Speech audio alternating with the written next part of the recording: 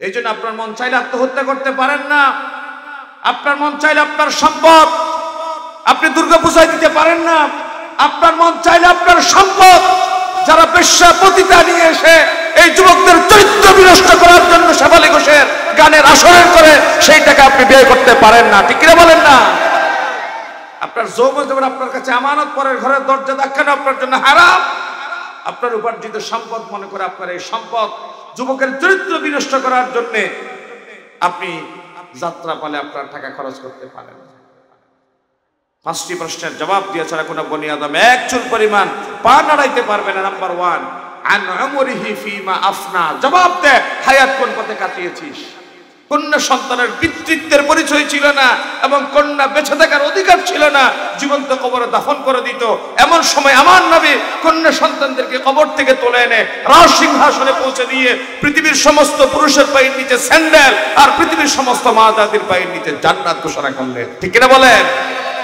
আজ আমার মা জাতির অধিকারের কথা বলে, মর্যাদার কথা বলে, একটা বোতলের অ্যাড দিবে, এই বোতলের অ্যাডও আমার মাইয়ের ছবি, একটা মোবাইলের অ্যাড এতো আমার মাইয়ের ছবি, একটা পত্রিকার বিজ্ঞাপন সেখানেও আমার মাইয়ের ছবি। আজ আমার মা জাতির মর্যাদার কথা বলে, অধিকারের কথা বলে, এটা অধিকার নয়, এটা আমার মা জাতিকে বাজারজাত করার, ভোগ্যপণ্য হিসেবে পরিণত করার একটা ষড়যন্ত্র এবং চক্রান্ত। ঠিক কিনা বলেন না? এখন যৌবন জাত বিজ্ঞান মনস্ক হয়ে নিজেকে গঠন করার শ্রেষ্ঠ সময় তা। ঠিক কিনা বলেন? এই যৌবনকে অপব্যবহার করে নেতার পেছনের সিটে সেলফি নিয়ে, নেতার ছবি বিশাল আকার করে ছেপে, নিজের ছবি নিজে ছোট করে দিয়ে স্টেজে নেতা বসে তোমাকে সামনে থেকে ডাক দিয়েছে, এই পুঁজিকে কাজে লাগিয়ে তুমি পাশের মানুষের জমি দখল করে, পাশের ভাইয়ের সীমানা ঠেলে, তার ছেলে মেয়েদের খুন করে, গুম করে, মানুষের মুখের হাসি কেড়ে নিয়ে মানুষকে কান্না জর্জরিত করা, ও যুবক, এটা তোমার দায়িত্ব কর্তব্য নয়। ঠিক কিনা বলেন না? ইন্নাল হামদালিল্লাহি নাহমাদুহু ওয়া নাস্তাঈনুহু ওয়া নাস্তাগফিরুহু ওয়া নাউযু বিল্লাহি মিন শুরুরি আনফুসিনা ওয়া মিন সাইয়্যাতি আ'মালিনা। من يهد الله فلا مضل له ومن يضلله فلا هادي له ونشهد أن لا إله إلا الله وحده لا شريك له ونشهد أن سيدنا وحبيبنا ومولانا محمدا عبد الله ورسوله الذي أرسله بالحق بشيرا ونذيرا وداعيا إلى الله بإذنه وسراجا منيرا. فقد قال الله تعالى في كلامه المجيد وبرهانه التوحيد: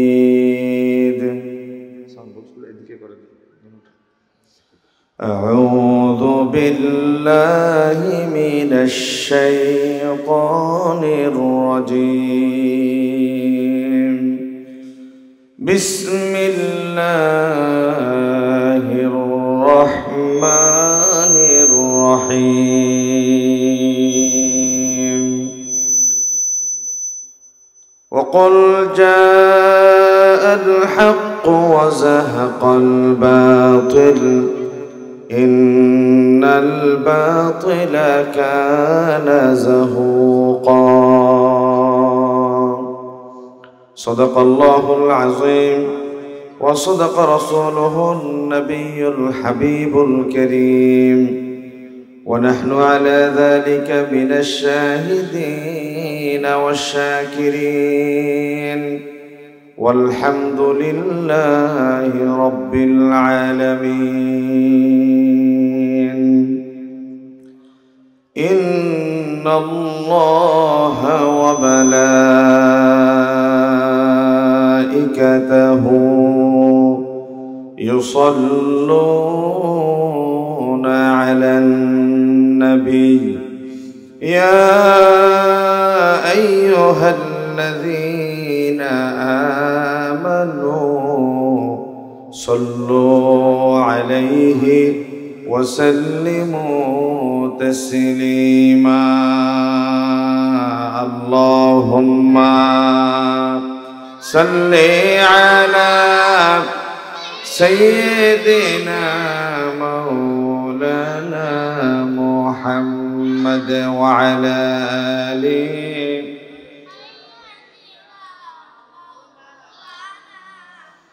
ও মদিনার বুলবুলি কেমনে তোমায় রই বলি দিন কাটে আর রাত কাটে তোর বেদনায় ফুল তুলি ও মদিনার বুলবুলি আল্লাহুম্মা সাল্লি আলা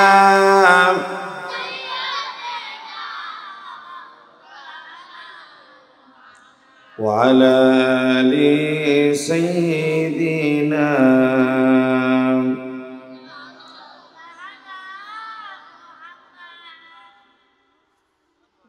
পূর্ব চাম্বল সৈয়দপাড়া ইসলামী যুব সমাজ কল্যাণ পরিষদের উদ্যোগে আজকে চতুর্থতম এক বিশাল তাফসীর কোরআন মাহফিলের শ্রদ্ধাভাজন বরেণ্য সভাপতি চাম্বল বড় মাদ্রাসার সম্মানিত পরিচালক বিশিষ্ট আলেমে দ্বীন জনাব আলহাজ মাওলানা আব্দুল জলিল সাহেব হাফিজাহুল্লাহ মঞ্চে উপস্থিত আছেন এই এলাকার গর্বিত সন্তান মরহুম মগফুর আল্লামা যুলকরনাইন সাহেবের রাহমাতুল্লাহি আলাইহির সুযোগ্য সাহেবজাদা ইসলামী আন্দোলনের রাজপথের লড়াকু সৈনিক বিশিষ্ট ব্যবসায়ী অত্যন্ত সাদামাটা চলাফেরায় সকলের মাঝে বেশ সমাদৃত এবং গ্রহণযোগ্য ব্যক্তিত্ব জনাব মাওলানা আনিসুল আজম চৌধুরী সাহেব দামাত বরকাতুহুমুল্লাহ আলাইহি আমার আগে কথা বলেছেন আমার অত্যন্ত প্রিয় ভাই জনাব মাওলানা আবু তাহের মিসবাহ সাহেব পতেঙ্গে গার্ডরুম জামে মসজিদের বিশিষ্ট সম্মানিত খতিব পার্শ্ববর্তী মসজিদ থেকে আগত খোতাবায়ে আযম ইমামে মাসাজিদ খুদ্দামে মাসাজিদ পিতৃতুল্য জাতির সেরতাজ মুরাব্বিয়ানে আযম সমবেত তাওহীদি জনতা পর্দার আড়ালে মা ও বোনেরা আসসালামু আলাইকুম ওয়া রাহমাতুল্লাহি ওয়া বারাকাতুহু আল্লাহ তাআলা শুকর আদায় করছি যিনি সুস্থতার নিয়ামতে ধন্য করেছেন বাছাইকৃত বান্দাদের কাতারে শামিল করেছেন আল্লাহর জিকিরের জন্য আমাদেরকে তিনি পছন্দ করেছেন তাফসীর কোরআন মাহফিলে লক্ষ লক্ষ বনি আদম না এসে রাস্তায় রাস্তায় ঘুরছে তাদের ভেতর থেকে তিনি আমাদেরকে কবুল করেছেন আল্লাহর শেখানো ভাষায় হীনমন্যত দুর্বলতা জেড়ে ফেলে রবকে থ্যাঙ্কস জানিয়ে আমরা সকলেই হৃদয় নিংড়ানো ভালোবাসা মহাব্বত মিশ্রিত করে পড়ি আলহামদুলিল্লাহ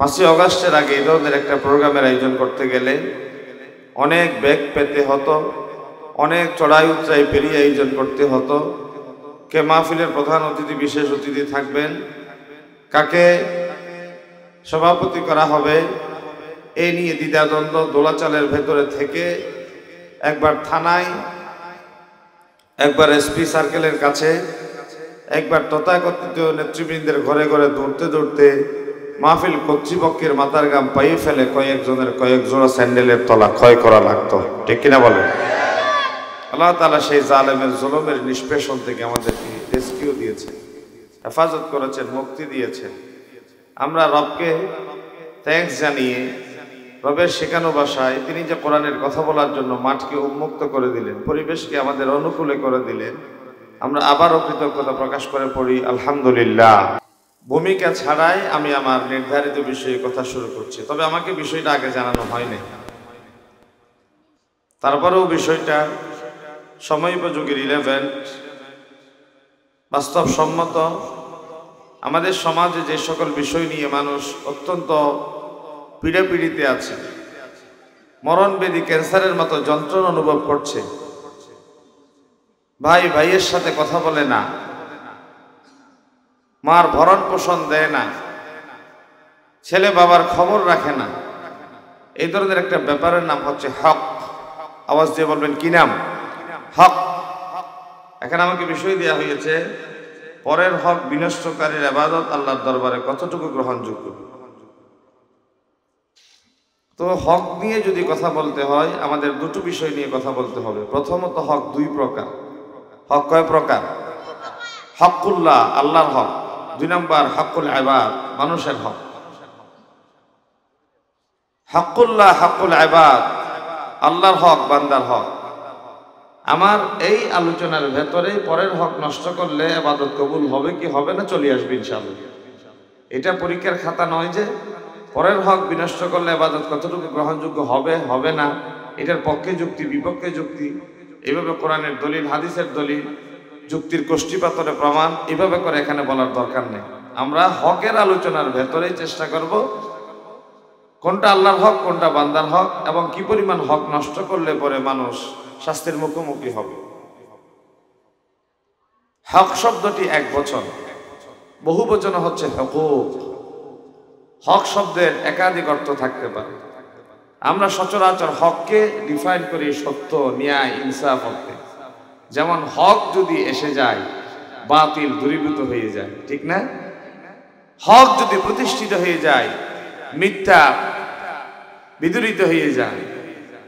কোরআনুল কারীম আল্লাহ রাব্বুল আলামিন বলেন, কুল জাআল হক ওয়া যাহাকাল বাতিল ইন্নাল বাতিলা কানা যাহুকা। সত্য সমাগত, মিথ্যা উপস্থিত। এই যে হক, সত্য, ন্যায়। নবী করিম সাল্লাল্লাহু আলাইহি ওয়াসাল্লাম 10,000 সাহাবী নিয়ে মক্কা থেকে মদিনায় তিনি মক্কা বিজয় করতে আসলেন, মদিনা থেকে মক্কায় মক্কা বিজয় করতে আসলেন। চড়াই উতরাই পেরিয়ে খানে কাবার ভেতরে যখন তিনি প্রবেশ করলেন, উসমান ইবনে তালহা নামক এক ব্যক্তি নবীজিরে বলে, মুহাম্মদ তোমাকে ঢুকতে দেয়া হবে না। মুহাম্মদ সাল্লাল্লাহু আলাইহি সাল্লামের পাশে দাঁড়ানো ছিল হযরতে আলী। জোরপূর্বক উসমান ইবনে তালহার হাত থেকে খানে কাবার চাবিটা নিয়ে নিলেন, সামনে গিয়ে গেলেন, আল্লাহর ঘরে প্রবেশ করলেন। হাতে ছিল ছোট্ট একটা লাঠি, লাঠির আঘাত দিয়ে 360টি খানে কাবার ভেতরে থাকা মূর্তির মাথাগুলা টাস টাস করে তিনি ভেঙে দিলেন এবং তিনি কোরআনের আয়াত তেলাওয়াত করলেন, কুল জাআল হক ওয়া যাহাকাল বাতিল ইন্নাল বাতিলা কানা যাহুকা। আজ সত্য এসে গিয়েছে, মিথ্যা বিদূরিত হয়ে গিয়েছে। 360টি মূর্তি খানে কাবার ভেতরে ছিল। আজ মক্কা বিজয়ের সাথে সাথে ইসলাম সমহিমায় উদ্ভাসিত। লাত, মানাত, উজ্জা, হুবলের যে পূজা খানে কাবাকে ঘিরে চলতো, আজকে তারা মাটির নিচে দাফন হয়ে গেল। কোরআনুল কারীম আল্লাহ রাব্বুল আলামিন বলেন, ওয়ালা তালবিসুল হাক্কা বিল বাতিলি ওয়া তাকতুমুল হাক্কা ওয়া আনতুম তা'লামুন। ওয়ালা তালবিসুল হক, তোমরা হককে মিশ্রিত করো না বিল বাতিল, বাতিলের সাথে, অন্যায়ের সাথে, মিথ্যার সাথে। ওয়া আনতুম তা'লামুন, অথচ তোমরা, বড় ভাই মারা গেল, ছোট ভাইয়ের কাঁধের উপর বড় ভাইয়ের সম্পদ রক্ষণাবেক্ষণের দায়িত্ব এসে গেল।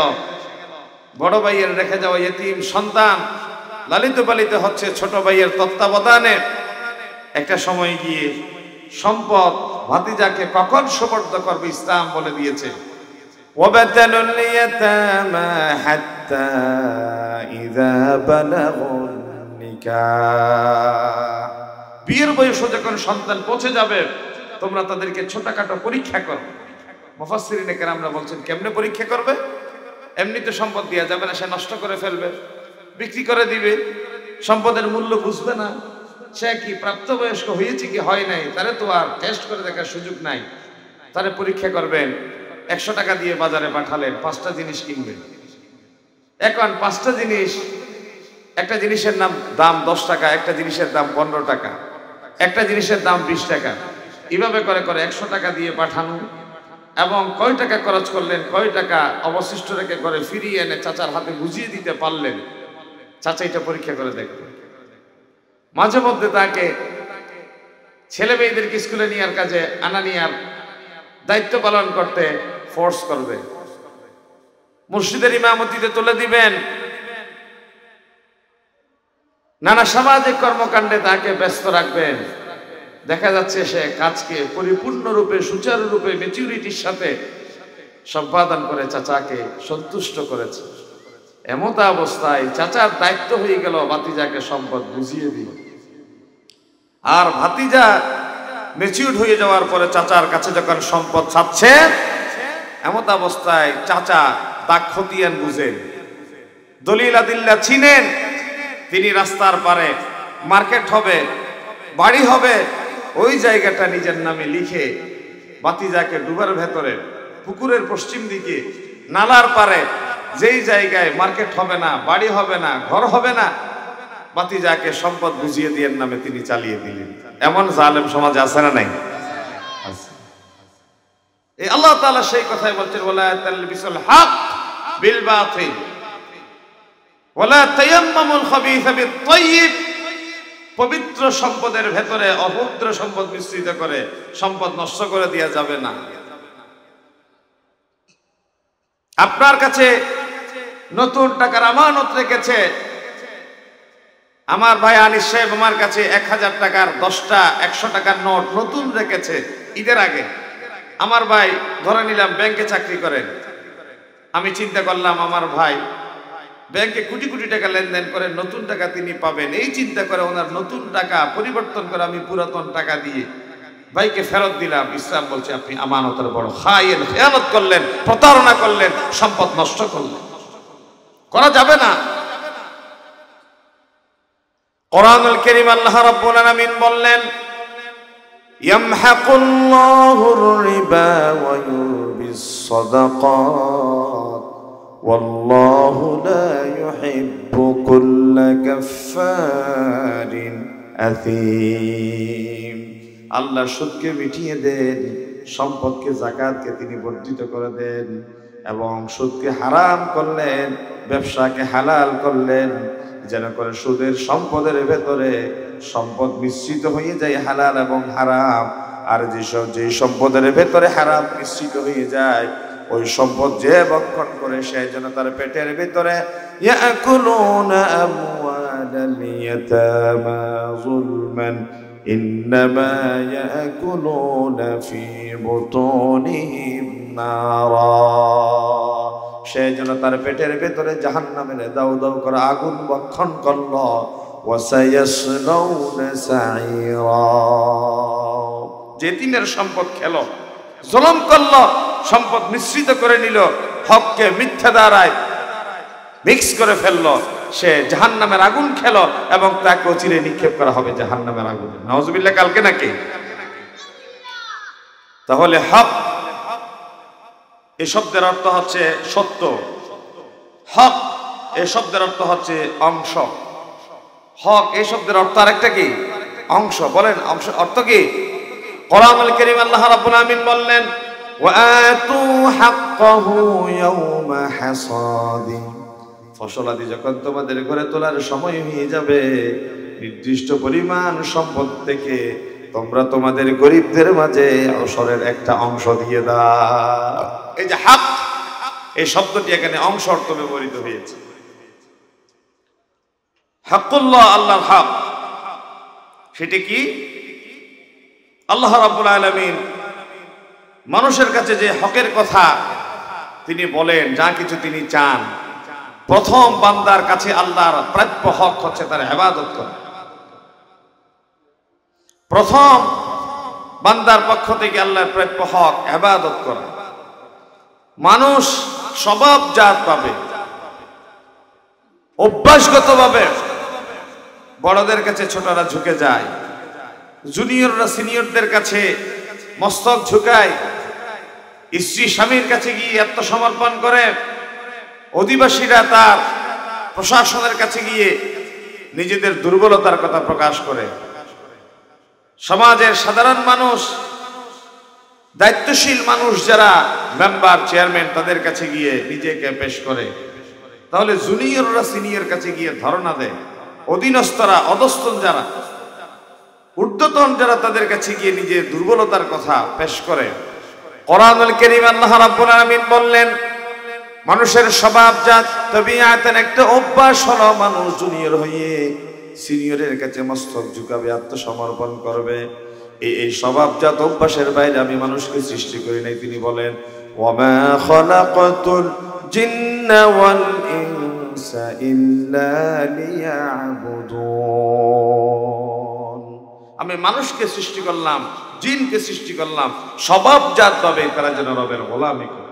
কারণ জমিনে একজন আরেকজনের গোলামি করে, একজন আরেকজনের পূজা করে, একজন আরেকজনের কথা মেনে নেয়। বড় সাজার জন্য বলছি না, মাইন্ড করবেন না, আপনারা বুঝার জন্য। আপনারা নিচে বসেছেন, আমরা উপরে বসেছি। এখানে আমার চেয়ে বড় কেউ যদি এসে যায় আমি চেয়ারটা ছেড়ে দিব, আমার পরবর্তী বক্তা যদি এসে যায় আমি উঠে যাব, উঠবো না? এখানে যদি কোনো প্রধানমন্ত্রী প্রেসিডেন্ট আসে আমরা ওনাকে ইস্তেকবাল অভিনন্দন জানাবো, মসজিদে গিয়ে মুসল্লির ইমাম সাহেবকে অভিনন্দন জানাই, সমাজের সর্দারের কাছে তারা সম্মান শ্রদ্ধা ভালোবাসা প্রকাশ করে, ওয়ার্ডের মেম্বার সাধারণ মানুষের কাছে সম্মানিত, ইউনিয়নের চেয়ারম্যান সাধারণ মানুষের কাছে সম্মানিত। এভাবে করে করে একজন আরেকজনের উপর যে সম্মানিত, একজন আরেকজনকে যে মেনে নিয়ে সমর্পণ করে সম্মান করে, এটি মানুষের স্বভাবজাত একটা অভ্যাস। এটা মুফাসসিরিনে কেরাম সূরা যারিয়াতের ব্যাখ্যায় লিখেছে। কি আল্লাহ কেন মানুষের কাছে গোলামি চান? বলে যে এটা মানুষের স্বভাবজাত একটা অভ্যাস, এটা মানুষ না চাইলেও দিবে। একজন আরেকজনের কাছে যেমনে দেয়, মানুষ আল্লাহর কাছে খালেক হিসেবে তারা যেন পূজা দেয়, গোলামি দেয়। আল্লাহ রাব্বুল আলামিন প্রশ্ন করলেন সূরা ফাতিরের আয়াত, ইয়া আইয়ুহান নাসু যকুরু নি'মাতাল্লাহি আলাইকুম, ও দুনিয়ার মানুষেরা রবকে স্মরণ করো, রবের নিয়ামতের গুরুত্ব উপলব্ধি করো। হাল মিন খালিকিন গায়রুল্লাহ, আল্লাহ ছাড়া তোমাদের এই পৃথিবীতে কি কোনো স্রষ্টা আছে? মনোযোগ আজ নাই মনে। আল্লাহ ছাড়া কি এই জমিনে আমাদের কোনো দ্বিতীয় স্রষ্টা আছে? আল্লাহ ছাড়া কি এই জমিনে রিজিক দেওয়ার কেউ আছে? তিনি জিজ্ঞাসা করছেন আমাদেরকে, হাল মিন খালিকিন গায়রুল্লাহ, আল্লাহ ছাড়া এই জমিনে তোমাদের স্রষ্টা কেউ আছে যিনি ইয়ারযুকুকুম মিনাস সামাই ওয়াল আরদ, আকাশ এবং জমিন থেকে তিনি তোমাদের জন্য রিজিকের ব্যবস্থা করে দেন। আকাশ এবং জমিন থেকে তিনি তোমাদের রিজিকের ব্যবস্থা করে দেন। তিনি ছাড়া কোনো আইনদাতা নাই, বিধানদাতা নাই, মাবুদ নাই, উপাস্য নাই। লা ইলাহা ইল্লা হু, তিনি এক, তিনি একক, তিনি লা শারীক, তিনি সর্বময় ক্ষমতার মালিক। তিনি এক্সাম্পল দিচ্ছেন এভাবে। একজন কৃষক, বাঁশখালীতে গত পরশুদিন মাহফিলে এসেছিলাম বরগুনাতে। আসার সময় আমার প্রিয় ভাই মনানী সাহেবের সাথে দেখা হলো।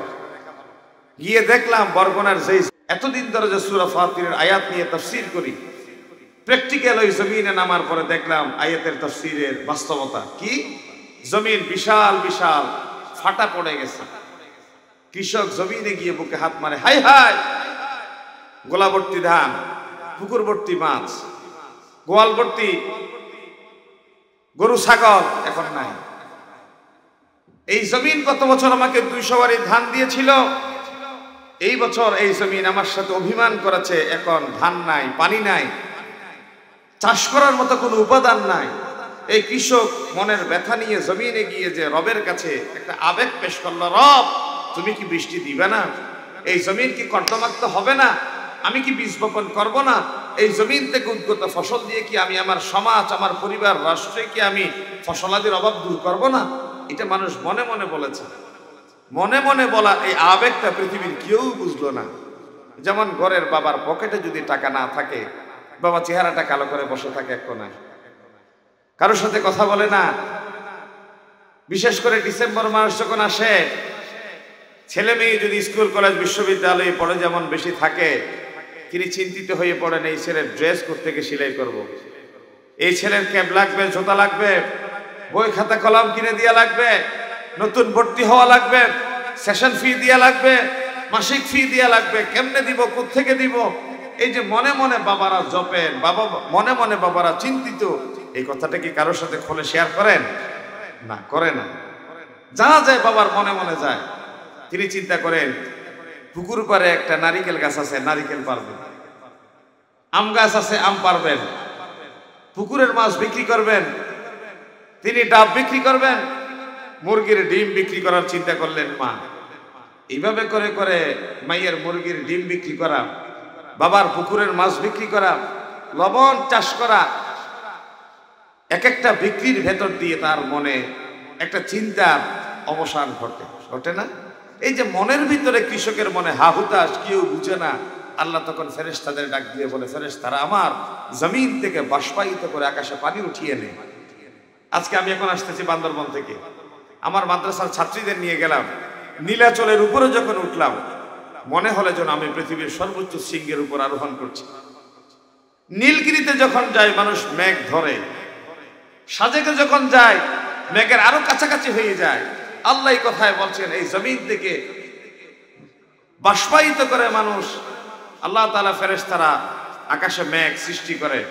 আল্লাহ বলেন মেঘমালা থেকে তুই ফোঁটা ফোঁটা করে ড্রপ ড্রপ করে এই সাম্বলের জমিন, যেখানে জমিন ফেটে চৌচির হয়ে গিয়েছে, বৃষ্টি বর্ষণ কর। তাও একসাথে নয়, ড্রপ ড্রপ ফোঁটা ফোঁটা কর। কারণ একসাথে যদি বৃষ্টি মেঘমালা একসাথে জমিনে বর্ষিত হয়, মানুষ আমরা মাটির সাথে মিশে একাকার হয়ে যায়। আল্লাহ বলছেন না, ফোঁটা ফোঁটা করে ফেল, ফোঁটা ফোঁটা করে জমিনে বৃষ্টি বর্ষিত হয়। আল্লাহ কি চমৎকার একটা উদাহরণ দিয়েছেন দেখেন। ওয়াল্লাহুল্লাযী আরসালার রিয়াহা ফাতুসীরু সাহাবান ফাসাকনাহু ইলা বালাদিন মাইয়িতিন ফাআহইয়াইনা বিহিল আরদা বা'দা মাউতিহা কাযালিকান নুশুর। চমৎকার উদাহরণ দিলেন। আমাদের ছেলে মেয়েরা যখন বিয়ের পিঁড়িতে বসে যায়, একটা বছর যেতে না যেতেই মা বাবা সন্তানের অপেক্ষা করে, দাদা দাদি নানা নানিরা নাতির অপেক্ষা করে। বলে যে এক বছর যেতে না যেতেই ছেলে মেয়ের জন্য যেমনি মা বাবা অপেক্ষা করে, এই জমিনে যখন আকাশ থেকে বৃষ্টির পানি পড়ে জমিন কর্দমাক্ত হয়ে যায়, কৃষকের মুখে হাসি ফুটে, জমিনে বীজ বপন করে, একটা বীজের ভেতরে পুরো একটা পরিবারের জন্য আমি আল্লাহ রিজিকের ব্যবস্থা করে দিই। আল্লাহু আকবার। যেন করে নববধূ সন্তান ধারণের জন্য প্রস্তুত হয়ে যায়, এই জমিন নতুন পানি পাওয়ার পরে ফসল দেওয়ার জন্য প্রস্তুত হয়ে যায়। নিয়ামত কার? আল্লাহ সূরা ফাতির এইভাবেই প্রশ্ন করেছেন, হাল মিন খালিকিন গায়রুল্লাহ, আল্লাহ ছাড়া পৃথিবীতে দ্বিতীয় কে আছে যে তোমাদের রিজিক দেয়? আমরা বলি আল্লাহ ছাড়া কেউ আছে? এরপর আবার তিনি জবাব দিলেন, লা ইলাহা ইল্লা হুয়া, না, তিনি ছাড়া তো কেউ নেই যিনি তোমাদের রিজিক দেন। এই যে আমাদের বুড়ো বাবাদের যৌবন শেষ হয়ে গেল, বুঝার জন্য বলছি। বুড়ো বাবারা যদি এখন কল্পনা করেন, লাইতা শাবাবা ইয়াউদু, হাই যৌবন যদি ফিরে আসতো।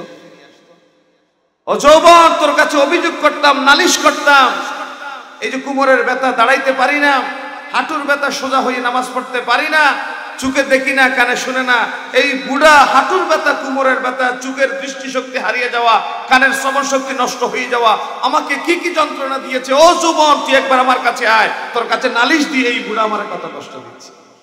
বুড়ারা যদি এই কল্পনা করে যৌবন কি কখনো ফিরে আসবে? এই যে যৌবন রবের পক্ষ থেকে পাওয়া নিয়ামত, রবের পক্ষ থেকে পাওয়া নিয়ামত। ও যুবক, তোর যৌবন আল্লাহর পক্ষ থেকে পাওয়া, এটা বেসুমার বেআদাত একটা অ্যাসেট। একটা সময় গিয়ে বনের বাঘ আত্মসমর্পণ করে, খেতে পারে না, মাথা তোলে, তার সামনে কিছু পেলে খায়, না পেলে মরার মতো পড়ে থাকে। এখন যৌবন যার, কলম হাতে, বই পুস্তক সাথে নিয়ে জীবন গড়ার শ্রেষ্ঠ সময়টা। এখন যৌবন যার, বিজ্ঞান মনস্ক হয়ে নিজেকে গঠন করার শ্রেষ্ঠ সময়টা। ঠিক কিনা বলেন? এই যৌবনকে অপব্যবহার করে নেতার পেছনের সিটে সেলফি নিয়ে, নেতার ছবি বিশাল আকার করে ছেপে, নিজের ছবি নিজে ছোট করে দিয়ে, স্টেজে নেতা বসে তোমাকে সামনে থেকে ডাক দিয়েছে, এই পুঁজিকে কাজে লাগিয়ে তুমি পাশের মানুষের জমি দখল করে, পাশের ভাইয়ের সীমানা ঠেলে, তার ছেলে মেয়েদের খুন করে, গুম করে, মানুষের মুখের হাসি কেড়ে নিয়ে মানুষকে কান্না জর্জরিত করা। ও যুবক, এটা তোমার দায়িত্ব কর্তব্য নয়। ঠিক কিনা বলেন না?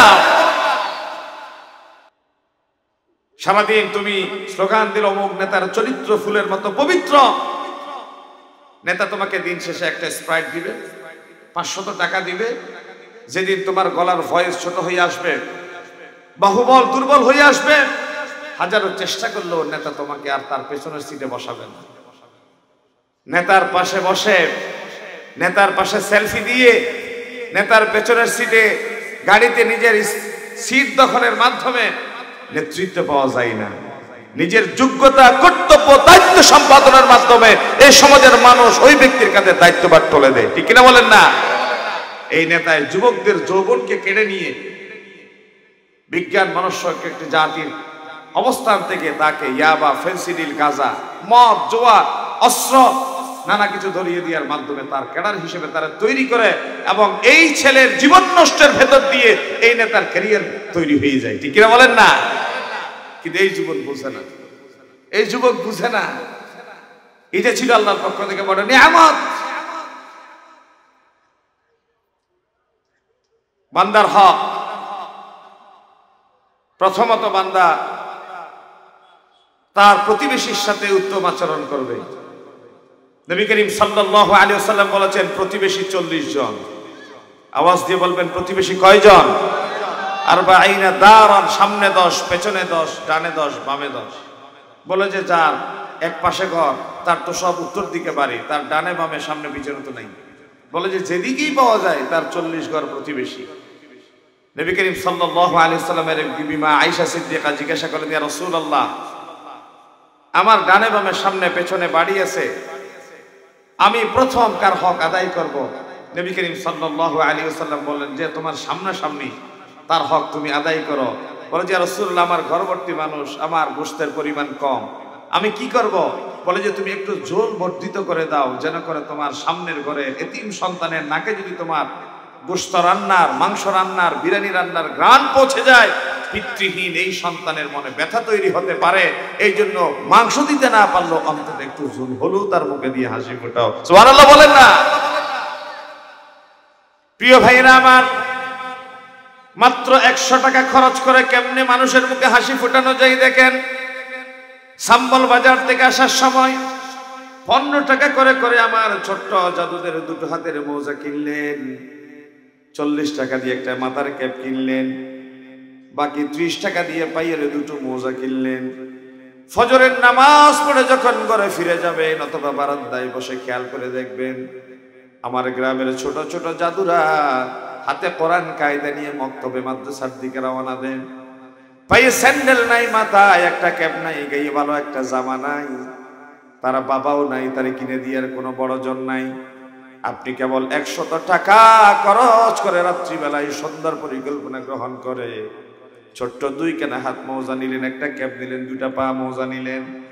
ছোট্ট জাদুকে ফজরের নামাজ পড়ে মসজিদের বারান্দায় বসে ফোরকানিয়ায় যাওয়ার সময় তারে ডাক দিয়ে মোজাকে হাতে ধরিয়ে দিলেন। এই মোজাকে পরে সন্তান শীত থেকে নিজেকে সামলিয়ে যখন ঘরে ফিরে গেল 7টা 8টা 9টার দিকে, তার মায়ের চোখে মুখে যেই ধরনের একটা খুশির চাপ প্রতিবিম্বিত হবে, এই খুশির ভেতর দিয়ে 1 ফোঁটা পানি চোখ দিয়ে জমিনে গড়িয়ে পড়বে। 1 ফোঁটা চোখের পানি জমিনে গড়িয়ে পড়ার আগে আল্লাহ রাব্বুল আলামিন আপনার ভাঙা কপালকে তিনি জোড়া লাগিয়ে দিবে। বেশি কিছুর প্রয়োজন হয় না মানুষের মন জয় করতে। আমি ইদানিং আর একটা ফর্মুলা দিই। বাজারে যাচ্ছেন, আপনার স্ত্রীকে বলেন রাত্রিবেলায় মোরগ রান্না করেছে, গতকালের কিছু গরুর গোশত আছে, একটা ডিম সিদ্ধ করেন। গত সপ্তাহে রসমালাই নিয়ে আসার সময় একটা প্লাস্টিকের বাক্স সাথে দিয়েছিল, বলেন একজনের সম পরিমাণ ভাত দিতে, একটা মুরগির টুকরা, 3 টুকরা গরু গোশত, একটা ডিম টিফিন বক্সে ভালো করে র্যাপিং করে যাওয়ার সময় নিয়ে গেলেন। কেউ যেন টেন না পায়, চাম্বল বাজারে গিয়েই দেখলেন প্রথম একজন আপনার দিকে হাত টানলো, ভাই আমার কিছু দেন। অথবা কিছু না চাইলেও 2 জন ভিক্ষুককে আপনি খেয়াল করলেন, যেহেতু আপনার টার্গেট ভিক্ষুক তালাশ, আপনার টার্গেট ভিক্ষুক নয়, শুধু কোনো দুর্বল মানুষ তালাশ যে সুন্দর চলে বাট পকেটে টাকা নাই। আপনি তার প্যাকেটটা দিয়ে দ্রুত গতিতে সামনের দিকে হাঁটা শুরু করলেন। এই মানুষ প্যাকেটটা খোলা দেখে এখানে 3 টুকরা গরু গোশত আছে। একটা ডিম আছে, একটা মুরগির টুকরা আছে, সে আল্লাহর দরবারে নিজের ফরিয়াদের দুটো হাত তুলল, আল্লাহ গত বছর কোরবানির দিন আমার প্রতিবেশী আধা কেজি গরুর গোশত দিয়েছিল, তখন খেয়েছিলাম, এই গত বছর থেকে এই পর্যন্ত 8-9 মাসে গরুর গোশত মুখে তুলতে পারি না। আল্লাহ যেই বান্দা আমার 3 টুকরা গরুর গোশত দিয়ে আমার তৃপ্তি করলো, আল্লাহ তুমি তার পুরোপুরি পরিবর্তে শান্তি নাজিল করো। সকলে বলে আমিন। ভাগ্যের পরিবর্তন হয়ে গেল। একজনের সামান্য একটা টিফিন বক্সের, একটা প্লাস্টিকের বক্সের সামান্য ভাত, তকদির পরিবর্তন হয়ে গেল। এলাকার চাচা যেটা স্যান্ডেলের দিকে খেয়াল করবে, দেখবেন গুনার তাপ দিয়ে স্যান্ডেলে কয়েকটা সিলাই আছে। আমার এই বুড়া চাচার পা দিয়ে মাঝে মধ্যে গুনার আঘাতে রক্ত বের হয়। আপনি প্রতিদিন চায়ের দোকানে বসে 100, 200, 1000, 2000 খরচ করেন, এরকম না করে রাত্রিবেলায় ঘরে ফেরার সময় 70-80 টাকা দিয়ে এক জোড়া স্যান্ডেল কিনে নিয়েছেন। 2 জোড়া স্যান্ডেল কিনে নিয়ে যান, মসজিদের সামনে রেখে আসেন। চাচা মিয়া মসজিদ থেকে বের হওয়ার সময় বলেন, চাচা এই স্যান্ডেলগুলো আমি আপনার জন্য এনেছি, আপনি একটু পরেন। মানুষের সামনে তারা স্যান্ডেল পরায়, ছবি তোলে, ফেসবুকে দেওয়ার দরকার নেই। করোনার সময় আমরা দেখেছি, দিচ্ছে একটা কলা, দিচ্ছে একটা মাস্ক, দাঁড়িয়েছে 10 জন। এখন এই ব্যক্তি ছবি তোলার যন্ত্রণা বলে যে তোমার মাস্কেরও দরকার নেই, তোমার কলা নিয়েরও দরকার নেই। একটা মাস্ক ছবি তুলে 10 জন আছে না এরকম? হাই হ্যাঁ, আমাদের দেশে এই মানুষের সস্তা জনপ্রিয়তার জন্য তারা এমন কিছু বাকি রাখে নাই যা তারা করোনার ভেতর করেন। আর আমার মাদের, আমার নবী বলেছেন 3টা বিষয় আল্লাহ পছন্দ করেছেন, আমি পছন্দ করেছি, জিবরিল, মিকাইল, ইসরাফিল, আজরাইল পছন্দ করেছে, সমস্ত নবীরা পছন্দ করেছে, 4 মাযহাবের ইমাম পছন্দ করেছে। কি বলে যে আমার পছন্দনীয় 3টা বিষয় হচ্ছে আত্মীব, নাম্বার 1 আত, 2 নাম্বার আন-নিসা, নারী, 3 নাম্বার ওয়াকুররাতু আইনি ফিস সালাহ, নামাজের ভিতরে আমার চক্ষুর স্নিগ্ধতা, যে মানসিক প্রশান্তি। 2 নম্বরে বলেছেন আমার নবী নারীর ভালোবাসা। আপনি নারীর ভালোবাসা মানে বুঝেন নারীকে ভোগ করা, নারীর অধিকার থেকে তাকে বঞ্চিত করা। কিন্তু আমার নবী এমন সময় নারীর ভালোবাসার অধিকারের কথা বলেছেন যে সময় কন্যা হয়ে পৃথিবীতে ভূমিষ্ঠ হওয়া এটা যেন আজন্ম পাপ। কন্যা সন্তানের পিতৃত্বের পরিচয় ছিল না এবং কন্যা বেঁচে থাকার অধিকার ছিল না, জীবন্ত কবরে দাফন করে দিত। এমন সময় আমার নবী কন্যা সন্তানদেরকে কবর থেকে তুলে এনে রাজ সিংহাসনে পৌঁছে দিয়ে পৃথিবীর সমস্ত পুরুষের পায়ের নিচে স্যান্ডেল আর পৃথিবীর সমস্ত মা জাতির পায়ের নিচে জান্নাত ঘোষণা করলেন। ঠিক কিনা বলেন? আজ আমার মা জাতির অধিকারের কথা বলে, মর্যাদার কথা বলে, একটা বোতলের অ্যাড দিবে, এই বোতলের অ্যাডও আমার মায়ের ছবি, একটা মোবাইলের অ্যাড এত আমার মায়ের ছবি, একটা পত্রিকার বিজ্ঞাপন সেখানেও আমার মায়ের ছবি। আজ আমার মা জাতির মর্যাদার কথা বলে, অধিকারের কথা বলে, এটা অধিকার নয়, এটা আমার মা জাতিকে বাজারজাত করার, ভোগ্যপণ্য হিসেবে পরিণত করার একটা ষড়যন্ত্র এবং চক্রান্ত। ঠিক কিনা বলেন না? রাসূলুল্লাহ বলেছেন আন-নাসু মাআদিন কামাআদিনিয যাহাবি ওয়াল ফিদ্দা, পেটে হাত। স্বর্ণ এবং রৌপ্যের যেমনি খনি পাওয়া যায়, মায়ের পেট হচ্ছে একটা খনি। খনির ভেতর যদি স্বর্ণ থাকে, বড় পীর আব্দুল কাদের জিলানী বের হবে, খাজা মঈনুদ্দিন চিশতি বের হবে। আর এই পেট থেকে যদি নষ্ট ভ্রষ্ট সন্তান বের হয়, 100 দর্শন করে, সেঞ্চুরি পালন করে, মিষ্টি বিতরণ করবে এবং টেন্ডার বাস, চাঁদাবাজ বের হবে। এই জাতি কোনো আল্লাহর ওলি নষ্ট পেট থেকে উপহার পেতে পারে না। ঠিক কিনা বলেন না? সুতরাং মানুষের অধিকার থেকে মানুষকে বঞ্চিত করা যাবে না, মানুষের অধিকার থেকে মানুষকে ডেপ্রাইভ করা যাবে না। আল্লাহর হক প্রথম আল্লাহ বললেন আমার ইবাদত। এর ভেতরে আল্লাহর ইবাদতের কিছু ক্লাসিফিকেশন আছে, আল্লাহর ইবাদতের কিছু শ্রেণী আছে। প্রথম নম্বর বান্দা রবের গোলামি করবে একটা বিষয়কে সামনে নিয়ে, সেটি হচ্ছে ঈমান গ্রহণ। কোন মানুষের ভেতরে ঈমান নাই, সব কিছু আওসাফ বিদ্যমান, তার জান্নাতের নিশ্চয়তা নাই। কোন মানুষের ভেতরে ঈমান আছে কিন্তু আমলটা খুব দুর্বল, জাহান্নামের শাস্তি ভোগ করার পরে অবশ্যই একটা সময় আল্লাহ রাব্বুল আলামিন ওই বান্দার জন্য জান্নাত অবধারিত করে দিবে। জজ বার্নার্ড শ বলেছিলেন, আমি সারা পৃথিবী সফর করলাম, আমি মুসলিম দেশে ঘুরলাম, আমি মুসলমান পেলাম লাখে লাখ, কিন্তু ইসলাম পেলাম না। আমি অমুসলিমদের মাঝে গেলাম, আমি মুসলমান পেলাম না, বাট ইসলাম পেলাম। কথাটা বুঝলাম না কিরকম? বলে যে একজন অমুসলিম, দুইজন খেতে বসেছে, দুইজন খেতে বসলে একটা ডালের বাটি মাঝখানে থাকলে যে ব্যক্তি প্রথম ডালের বাটিতে হাত দেয়, অপর ব্যক্তি বলে আপনি আগে নেন। একজন তৃষ্ণার্ত ব্যক্তি, সামান্য কিছু পানি আছে, এখন দুইজনের পানি তৃষ্ণা, এখন প্রথম যে ব্যক্তি বোতলের দিকে হাত বাড়ালো, সে পানিতে হাত দিয়ে সাথে সাথে ওই বান্দা বলে প্লিজ এটা আপনি নিন। এবং নবী করিম সাল্লাল্লাহু আলাইহি ওয়াসাল্লামের সামনে ছোট্ট একটা বালক খাবার দেওয়ার পরে সে ঘাটাঘাটি করছে, মাখামাখি করছে, এখান থেকে ওখান থেকে নিয়ে খাচ্ছে। রাসূলুল্লাহ বলেন ইয়া গোলাম সাম্মিল্লাহ, তুমি বিসমিল্লাহ বলে খাও। কুল বিয়ামিনিক, ডান হাতে খাও। ওয়া কুল মিম্মা ইয়ালিক, তোমার পাশ থেকে তুমি খাও। আমরা হলে কি করি? 6 জনের জন্য খাবার দিলে একটা প্লেটে, একটা টেবিলে, মুরগির বড় টুকরাটা আপনার পাশে, আমি হাত ঘুরাই ওই পাশ থেকে নিয়ে। ইসলাম বলেছেন সেটা করা যাবে না। 6 জনের জন্য গরু গোশত দিল, এখানে 12 পিস গরু গোশত 2 টুকরা করে পাবে, আপনি একজনের 3 টুকরা নেওয়ার অধিকার রাখেন না। ইসলাম বলছে এই পানি পান করার সময় প্রথম ডান হাতে পান করবেন, বিসমিল্লাহ বলে পান করবেন, বসে পান করবেন, 3 ডুকে পান করবেন। পানি পান করার পরে আলহামদুলিল্লাহ বলবেন, সুবহানাল্লাহ বলবেন না? কি চমৎকার কথা বলছে ইসলাম। ডান হাতে খান, বিসমিল্লাহ বলে খান, দেখে খান, বসে খান, 3 ডুকে খান, এবং খাওয়ার পরে আলহামদুলিল্লাহ বলেন। বলেছেন মুহাম্মাদুর রাসূলুল্লাহ সাল্লাল্লাহু আলাইহি ওয়াসাল্লাম।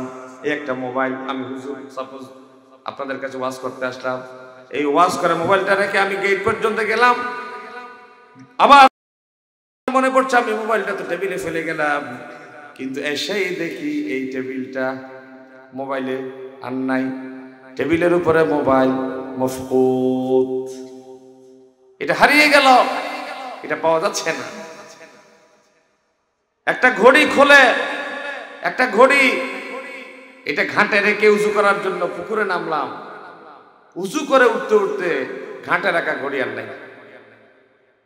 এরকম হয় না? 2 জনের এক জাতীয় স্যান্ডেল, একজন একটু পুরান, মানুষের হক কাকে বলে দেখেন, আরেকজনের নতুন। এখন 2 জনের স্যান্ডেল একরকম হওয়াতে একটা সুবিধা হলো পাশের জনের, যার মনে দুর্বিসন্ধি আছে, সে মসজিদ থেকে আগে ভাগে নামাজ শেষ করে বেরিয়ে যেই স্যান্ডেল তুলনামূলক নতুন, সে ওই স্যান্ডেল নিয়ে চলে গেল। সন্ধ্যায় আবার যখন মসজিদে চাচার সাথে সাক্ষাৎ, চাচা বলছে ভাইফুত আর স্যান্ডেল ইনতে বাজে ডলডল আর ইন আর মনে করলে কেন তুই ফুট গেছ তুই না হয়তো চাচা আত্মর হয়তো এলে লাগে, হয়তো দোনো ধরে ধরলে তো হয়তো ইতের হয়তো বুলে লোক এলো, আসলে বুলে লোক ব্যাংকে অফিসে যাবেন, সিগনেচারের জন্য কলম থাকে না, কলম নিয়ে সিগনেচার করে, ভুলে কলম পকেটে নিয়ে ফেলে, কিন্তু ভুলে কোনোদিন রেখে আসেন না, ঠিক না? আমি জিজ্ঞাসা করতে চাই, ভুলে তুমি আপনি কোনোদিন রেখে আসেন না, ভুলে তো পকেটে নিয়ে ফেলে কেন ভাই? আমি আমার ভাইয়ের কাছে বিপদে পড়লাম, একটা মোবাইল চাইলাম, ভাই ছোট্ট একটা ফোন আমার দরকার, আমার মোবাইলে চার্জ নাই। এখন মোবাইলটা হাতে নিয়ে ভাই ফোন করা শুরু করেছে, জায়গা জমির কথা বলা, মামলা মোকদ্দমার কথা বলা, মনে হচ্ছে এটা একটা সরকারি ফোন। এখন এই ফোনও ছাড়ে না, এই ভদ্রলোকের সাথে সম্পর্ক বিয়ের সম্পর্ক, এখন বিয়ে হিসেবে কথাও বলতে পারে না, এখন ফোনও খুঁজতে পারে না, এখন বলছেন মামলা মোকদ্দমার ঝগড়া, চিল্লে ফাল্লা, এখন টাকা যাচ্ছে তো বিয়ে। এরকম আছে না নাই? এই মাহফিল একটা সময় গিয়ে আমার বিশ্বাস নির্দিষ্ট একটা গণ্ডির ভেতরে চলে আসবে, কারণ এই মাহফিলের আমার কথাগুলো শুনছেন আপনারা, কিন্তু আপনার আশেপাশে কোনো অসুস্থ রোগী থাকতে পারে, পরীক্ষার্থী ছাত্র থাকতে পারে, ছাত্রী থাকতে পারে। যেমন আজকে আসার সময় গুণাগড়িতে কমপক্ষে 40 মিনিট জমেছিলাম, আমার ভাইয়েরা বিরক্ত করে ফেলছে ফোনে। আমি বান্দরবান আমার ছাত্রীদের নিয়ে গেলাম, বিশ্ববিদ্যালয়ের জরুরি কাজ ছিল, আবার আসলাম 2 নম্বর গেট। এদিকে আর আসি নাই, আসলাম যে একদম টানেল দিয়ে পতেঙ্গা দিয়ে আসতে গিয়ে গুনাগড়িতে আমাদের ওই ভাই একজন আগামীকালের একটা মাহফিলের পাবলিসিটি করতেছে। এত বিকট শব্দ জ্যামের ভিতরে পারি না যে গাড়ি থেকে নেমে আমি তার একটু বন্ধ করে দিই। কানে আঙ্গুল দিয়ে আসি, কত ফোন আসে এখানে, কতজন কথা বলতে চায়, সুযোগ নেই কথা বল, সুযোগ নাই। এই কথাগুলা কমন সেন্সের ব্যাপার বোঝা দরকার। এখানে আমরা স্থির, একটা মাইক গাড়ি জ্যামে আছে, এখানে পাবলিসিটি করতে আসছেন আর কি আপনি, এত বিকট শব্দ আশেপাশে যারা আছে তারা তো দাঁড়াইতে পারছেন, পরের হক নষ্ট কথা বোঝা যায়। খাবার টেবিলে বসছেন, নিজের পাশ থেকে নিজে খান, 6 জনের খাবার ডিস্ট্রিবিউট করেন।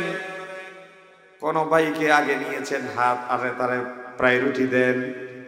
মসজিদে ঢুকার সময় ডান পায়ে ঢুকেন, বের হওয়ার সময় বাম পায়ে বের হন।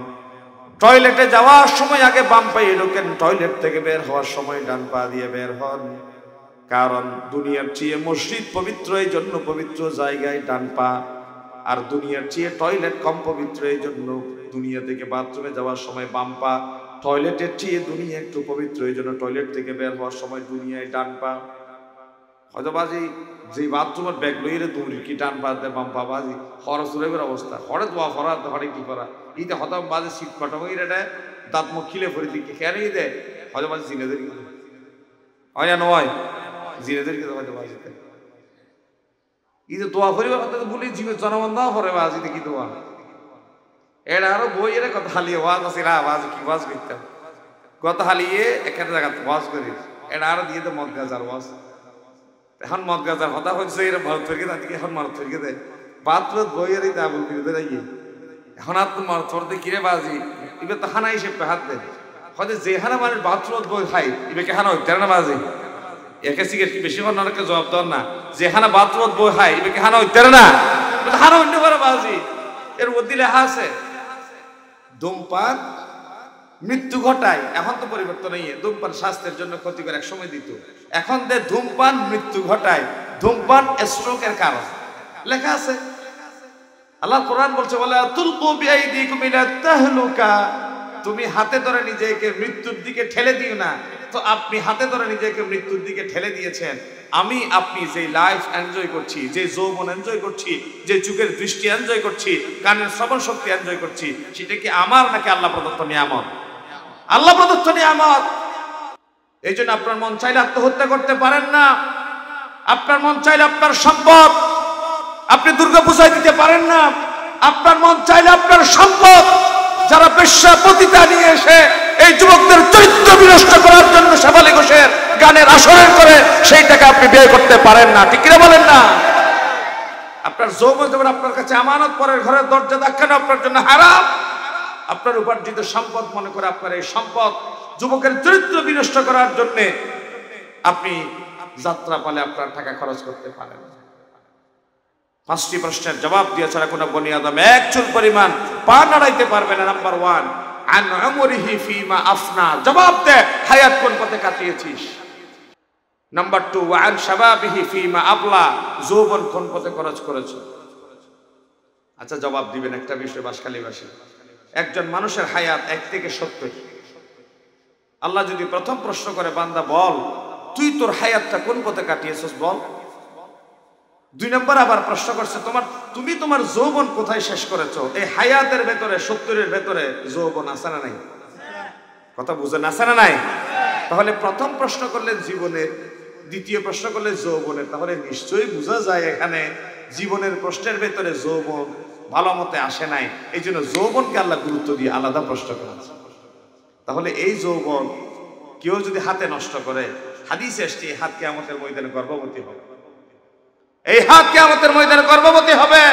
এই জন্য যুবক, এটা আল্লাহর পক্ষ থেকে নিয়ামত, এটা নষ্ট করা যাবে না, যৌবন নষ্ট করা যাবে না। এমন অশ্লীল ছায়াছবি দেখা যাবে না যে ছায়াছবি দেখার পর আপনার যৌবন নষ্ট হওয়ার আশঙ্কা থাকে। এমন ছবির দিকে দৃষ্টি দিয়ে যাবে না, এমন পরিবেশে যাওয়া যাবে না যে পরিবেশে যাওয়ার পরে, যে ছবির দিকে দৃষ্টি দেওয়ার পরে আপনি নিজেকে ধরে রাখা কঠিন হয়ে যাবে। এই জন্য গুনাহ লিপ্ত হওয়ার প্রথম ব্যাপার হচ্ছে চোখ। আপনার চোখ গেল, একটা নারী হেঁটে যাচ্ছে, এখন মেয়েটা যদি অপূর্ব পরমা সুন্দরী হয়, চোখ বলে ব্রেনকে সিগন্যাল দিল, ব্রেন বলে একটু দেখ, একটু দেখ। ইসলাম বলছে প্রথম দৃষ্টি ক্ষমা। প্রথম দৃষ্টি ক্ষমা মানে দেখলেন নামালেন ক্ষমা। যদি প্রথম দৃষ্টি সেটা যদি 1 ঘন্টা হয়ে যায়, হদেন করে সাইদিক কেদেবাদ ইসলাম হয়ে দেয়। হাদিস বিশুদ্ধ সনদে বর্ণিত হাদিস, প্রথম দৃষ্টি ক্ষমা, চোখ নামাইতাম না বাজু হয়তো একবার 10 মিনিট। আল্লাহ বুঝলেন না বুঝে? দলিল কোরআনুল কারীমের সূরা মুমিনের আয়াত, ইয়ালামু খাইনাতাল আ'য়ুনি ওয়া মা তুখফিস সুদূর। দুইজন দায়িত্বশীল পাশে আছেন, হেঁটে যাচ্ছি, একটা মেয়ে সুন্দরী আসছে, এই দুইজন আমার দিকে দেখে আছে, দেখি হুজুর মেয়ের দিকে দেখে কিনা, আমি দেখলাম না। তারা যখন একটু সামনে গেল, ছাতার আড়াল করে চোখের টিপ্পনি মেরে একটু দেখে নিলাম। এই আয়াতের তাফসীর।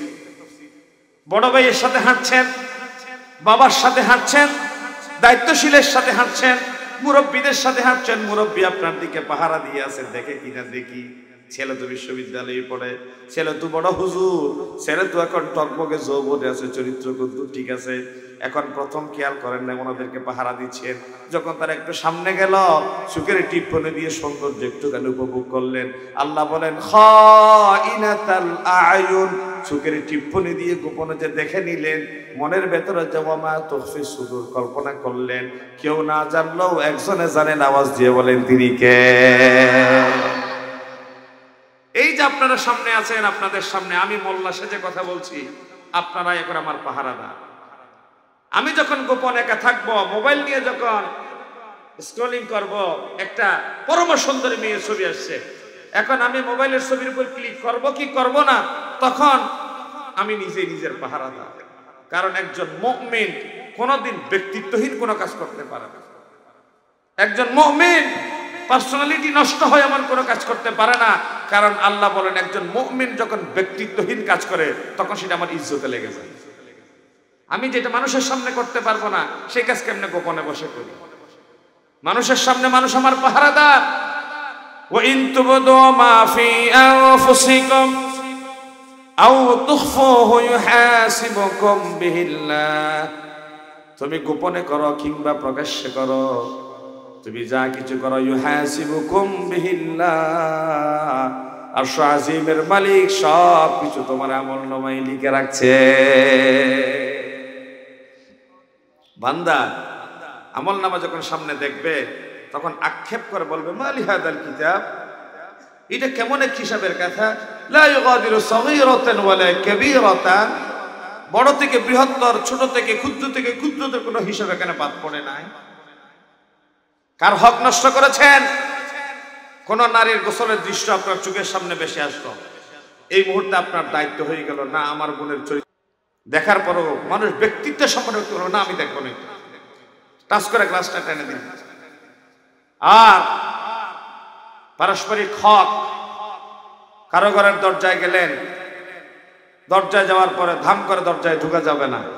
রাসূলুল্লাহ বলেছেন, তুমি ঘরের দরজা থেকে ডান পাশে একটু দাঁড়ান, যেখান থেকে ঘরের অন্দর মহলে মহিলাদের যাতায়াতের এই দৃশ্য দেখা যাবে না। রাসূলুল্লাহর একজন সাহাবী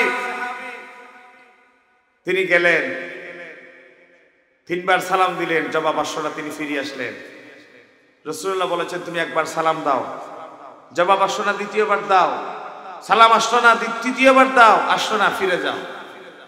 একজন ব্যক্তি গেল, 3 বার জবাব না পেয়ে তিনি ফিরে আসলেন। রাসূলুল্লাহ পরবর্তীতে আরেকজন সাহাবীকে প্রমাণ দিতে বললেন, তুমি যে এসেছিলে প্রমাণ দাও। এটা অন্য একটা প্রেক্ষাপট। আমার এই দেশে জ্ঞান বিজ্ঞান প্রযুক্তি যখন এখন উৎকর্ষতার চরম শিখরে, এখন হুকুম কি? এখন তো আমাদের বিশাল প্রাসাদ, দোতলায় থাকে, ডুপ্লেক্স বাড়ি, নিচে 5 বার নয় 50 বার সালাম দিলেও কেউ শুনবে না। এখন কি করা যায়? বলে যে কলিং বেল। বিরক্ত হচ্ছেন আপনারা? কলিং বেল একবার চাপলেন, কলিং বেল একবার দেওয়ার পরে অপেক্ষা করেন, থামুন। কতক্ষণ থামবেন?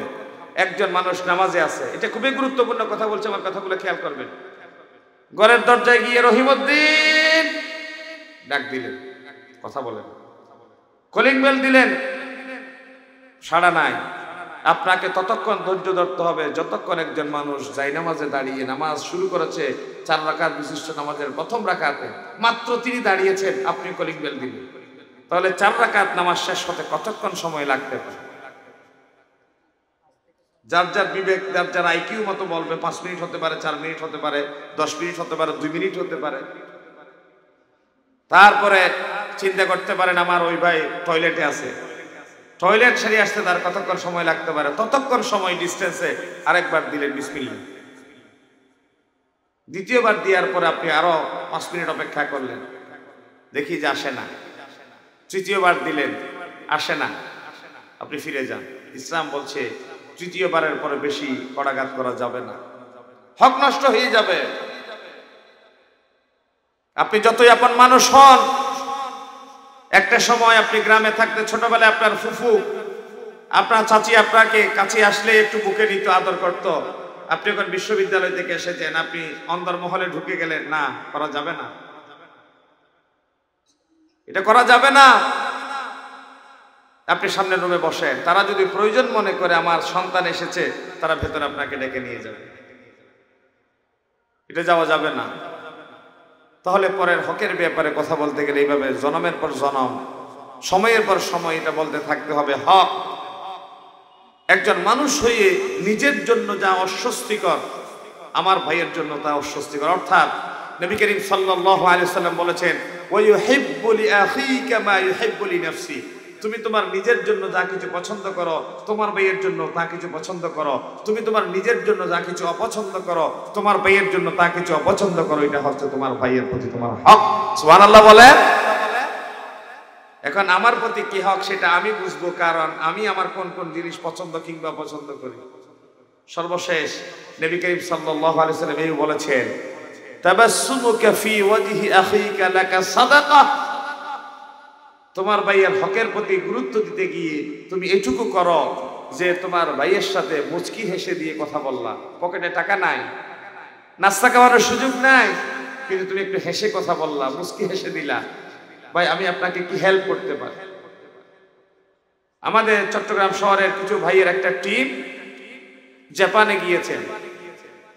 ট্রেন স্টেশনে ওনারা দেখেছেন গতকাল ট্রেনে প্যাসেঞ্জারদের ভেতরে যাদের মোবাইল হারিয়ে গিয়েছে, যাদের ব্যাগ হারিয়ে গিয়েছে, লস্ট অফ ফাউন্ড, একটা কাউন্টার আছে, সেখানে জমা হয়েছে। আপনি যথার্থ এভিডেন্স, প্রমাণ সাপেক্ষে আপনি আপনার গতকালের হারানো মোবাইল এবং ব্যাগ উদ্ধার করতে পারেন। আর আমার দেশের বাজারে, হাটে, পুকুর ঘাটে এবং চলাফেরার সামাজিক কর্মব্যস্ততায় একটা মোবাইল, একটা ঘড়ি, একজোড়া স্যান্ডেল যেখানে নিরাপত্তা পাই না, সেখানে একজন মানুষ হয়ে আরেকজন মানুষের জীবন নিরাপত্তা থাকবে, সেটা কেমনে বিশ্বাস করা যায়? তাহলে আল্লাহর হকের প্রথম পয়েন্ট বলেছিলাম মানুষের আল্লাহর প্রতি ঈমান আনয়ন করা। কোরআনুল কারীম আল্লাহ রাব্বুল আলামিন বললেন, ইয়া আইয়ুহাল্লাযীনা আমানু আমিনু বিল্লাহি ওয়া রাসূলিহি ওয়াল কিতাবিল্লাযী নাযালা আলা রাসূলিহি ওয়াল কিতাবিল্লাযী আনজালা মিন ক্বাবল ومن يكفر بالله وملائكته وكتبه ورسله واليوم الآخر فقد ضل ضلالا بعيدا. বলি আল্লাহু আকবার। Do you believers, তোমাদের যাদের ভেতরে ঈমান আছে, নতুন করে আবার ঈমানকে নবায়ন করো। جددوا إيمانكم بقول لا إله إلا الله. রবের কালিমার জিকিরের মাধ্যমে যাদের ঈমান নিবু নিবু হয়ে গিয়েছে, ঈমানকে একবার সতেজ করে না। আল্লাহু আকবার। সেই জিনিসের প্রতি ঈমান। নাম্বার 1 আল্লাহ, আল্লাহ আমাদের খালেক। 2 নাম্বার আল্লাহর পক্ষ থেকে নাযিলকৃত কিতাব। 3 নাম্বার আল্লাহর পক্ষ থেকে প্রেরিত নবী রাসূল। এই দুইটার ব্যাখ্যা বলে আমি এই পয়েন্ট শেষ করতে চাই। আল্লাহর প্রেরিত রাসূল এবং নবী, আল্লাহর পক্ষ থেকে নাযিলকৃত কিতাবের প্রতি ঈমান মানে কি? তৌরাতের প্রতি আমি ঈমান আনলাম, কোরআনের প্রতি ঈমান আনলাম। এটার হক হচ্ছে কোরআন যা কিছু বৈধ বলেছে গ্রহণ করব, কোরআন যা কিছু হারাম বলেছে তা বর্জন করব। কথা ক্লিয়ার? তাহলে কোরআন, আমার ছেলের বিয়েতে যৌতুক নিব, আমার মেয়ের বিয়েতে প্যাকেজের অনুষ্ঠান করব, এটা কি জায়েজ না হারাম? আপনি এই কথা চিন্তা করতে পারেন না। আমি 10 ঘরের ছেলের বিয়েতে বরযাত্রা হিসেবে গেলাম, এখন আমার ছেলের বিয়েতে যদি 10 জনকে না খাওয়াই, মানুষ কি মনে করবে? ইসলাম বলছে না, তুমি তোমার ছেলের বিয়েতে ওলিমার ব্যবস্থা করো। হযরত আব্দুর রহমান বিন আউফ রাদিয়াল্লাহু তাআলা আনহু হলুদের রং মাখা একটা জামা গায়ে দিয়ে রাসূলুল্লাহর কাছে আসতেন। রাসূলুল্লাহ বললেন, তুমি বিয়ে করেছো? বলছি ইয়া রাসূলুল্লাহ বিয়ে করেছি। বলছে আউলিম ওয়ালাউ বিশাতিন, একটা ছাগল দিয়ে হলো তুমি ওলিমার ব্যবস্থা করো। রাসূলুল্লাহ বললেন, কোন মানুষ যদি ওলিমার দাওয়াত পায় আর সে যদি রোজাদার হয়ে যায়, অন্তত ওলিমার খাবারে ঘুরে হলেও যেন আসে। সে যদি খেতেও না পারে, যদি গিয়ে হাজির হয়ে যায়, আল্লাহ রাব্বুল আলামিন একটা সুন্নাহ পালনের সওয়াব আমলনামায় লিখে দিবে। বরযাত্রার নামে মেয়ে পক্ষকে, মেয়ের বাবাকে মসজিদে মন্দিরে হাটে বাজারে ভিক্ষার তালা নিয়ে দাঁড়া করাতে বাধ্য করবেন না। এই জন্যই তো মেয়েদেরকে যৌতুক দিতে হয় বলে, টেলিভিশন ফার্নিচার দিতে হয় বলে, মেয়েদের বিয়ে দিতে ক্যাশ টাকা দিতে হয় বলে। আজ থেকে 1500 বছর আগে যেমনি কন্যা সন্তান ভূমিষ্ঠ হলে বাবার চেহারা কালো হয়ে যেত, আজ থেকে 1500 বছর আগে কন্যা সন্তানদেরকে জীবন্ত দাফন করা হতো। আমাদের স্ত্রীদের ঔরসজাত সন্তান যদি 3, 4টা, 5টা হয়ে যায়, কন্যা সন্তানের মাত্রা যদি 3, 4, 5-এর পর্যায়ে চলে যায়, স্বামীরা নিষ্ঠুর আচরণ করে আমার মাদেরকে ডিভোর্সের পর্যন্ত হুমকি দিয়ে দেয়, ঠিক কিনা? অথচ ইসলাম কি বলছে দেখে? ইসলাম বলেছে কন্যা সন্তান পুত্র সন্তান দেওয়ার মালিক কে? কন্যা সন্তান পুত্র সন্তান দেওয়ার মালিক কে? মেডিকেল সায়েন্স কি বলেছে দেখে? মেডিকেল সায়েন্স বলেছে পুরুষের বীর্যের ভিতরে আছে XY ক্রোমোজোম, নারীর ভেতরে আছে শুধু X একটা। পুরুষের থেকে যদি স্পার্ম X নারীর সাথে মিশে, তখন হবে কন্যা সন্তান। পুরুষের ভেতর আছে X এবং Y, যদি X গিয়ে মিশে তখন হয় কন্যা, যদি পুরুষ থেকে যদি Y গিয়ে মিশে তখন হয় পুত্র সন্তান। বিপরীত হলে পুত্র, সমান হলে কন্যা।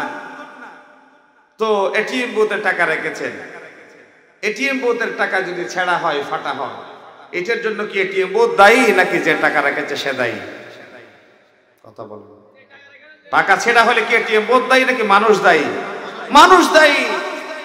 এখন আপনার স্পার্মের ভেতরে XY, আপনার X গেলে কন্যার ভেতরে, নারীর ভেতরে হয় কন্যা সন্তান। আপনার স্পার্ম যদি Y যায় তখন হয় পুত্র সন্তান।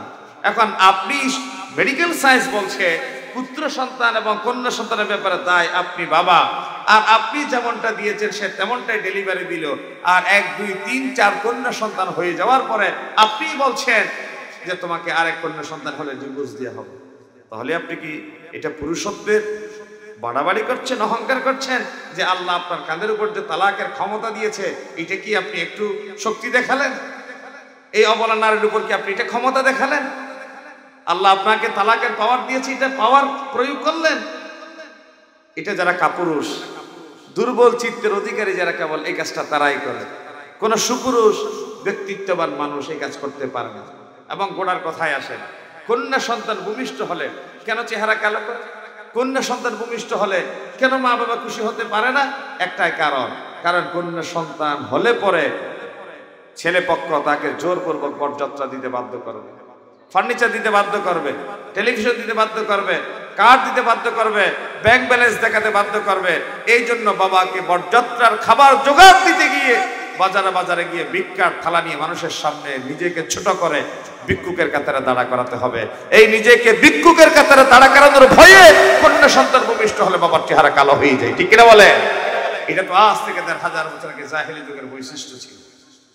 কোরআনুল কারীম আল্লাহ রাব্বুল আলামিন বলেন, وَإِذَا بُشِّرَ أَحَدُهُمْ بِالْأُنثَىٰ ওয়াল্লা ওয়াজহুহু মুসওয়াদ্দান ওয়া হুয়া কাযীম।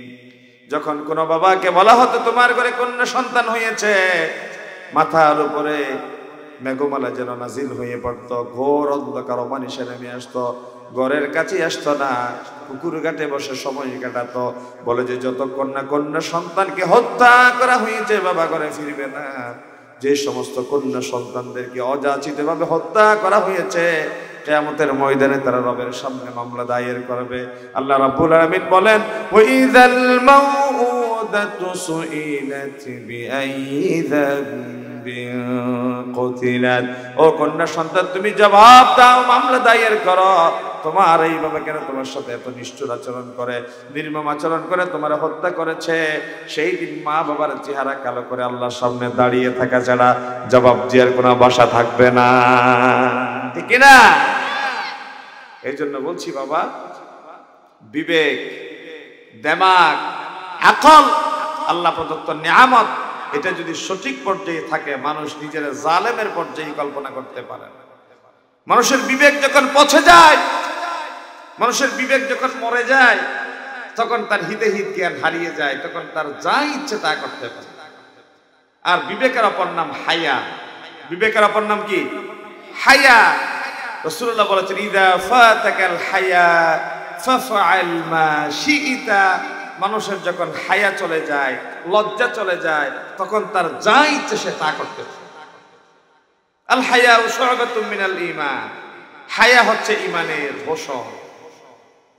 হায়া হচ্ছে ঈমানের একটা বিশাল চরিত্র। আর যার হায়া নাই তার ঈমান নাই। এই জন্য মুমিনরা কোনো ব্যক্তিত্বহীন কাজ করতে পারে না, অনর্থক কাজ করতে পারে না, লঘু কাজ করতে পারে না। কোরআনুল কারীম আল্লাহ রাব্বুল আলামিন বলেন, ওয়াল্লাযীনা লা ইয়াশহাদুনা আয-যুরা ওয়া ইযা মাররু বিল-লাগwi মাররু কিরামা। একজন মুমিন সে কোনোদিন মিথ্যে সাক্ষ্য দিতে পারে না। একজন মুমিন তার জীবনে কোনোদিন লঘু অনর্থক কাজ করতে পারে না। কোন জায়গায় বাদ্যবাজনা, নাচ গানের আসর আয়োজন করা হয়েছে, একজন মুমিন পাশ দিয়ে হেঁটে যাচ্ছেন, সে এমন ব্যক্তিত্ব নিয়ে হেঁটে যায় যেন সে নাচ গানের দিকে খেয়ালই করে নাই।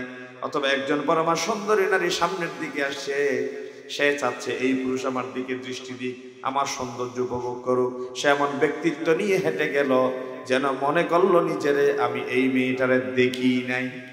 তাহলে মেয়েটা যে সৌন্দর্য দেখানোর জন্য মনের ভেতর একটা ইন্টেনশন লালন করেছিল, সেটা তো ব্যর্থ হয়ে গেল। ব্যর্থ হয়ে গেল না? এটাকে আরবিতে বলা হচ্ছে ওয়াইদা মাররু বিল-লাগwi মাররু কিরামা। সে এমন ব্যক্তিত্ব নিয়ে হেঁটে গেল যে সামনে থেকে কি মানুষ আসছে না পাথর আসছে সে দেখেই নাই।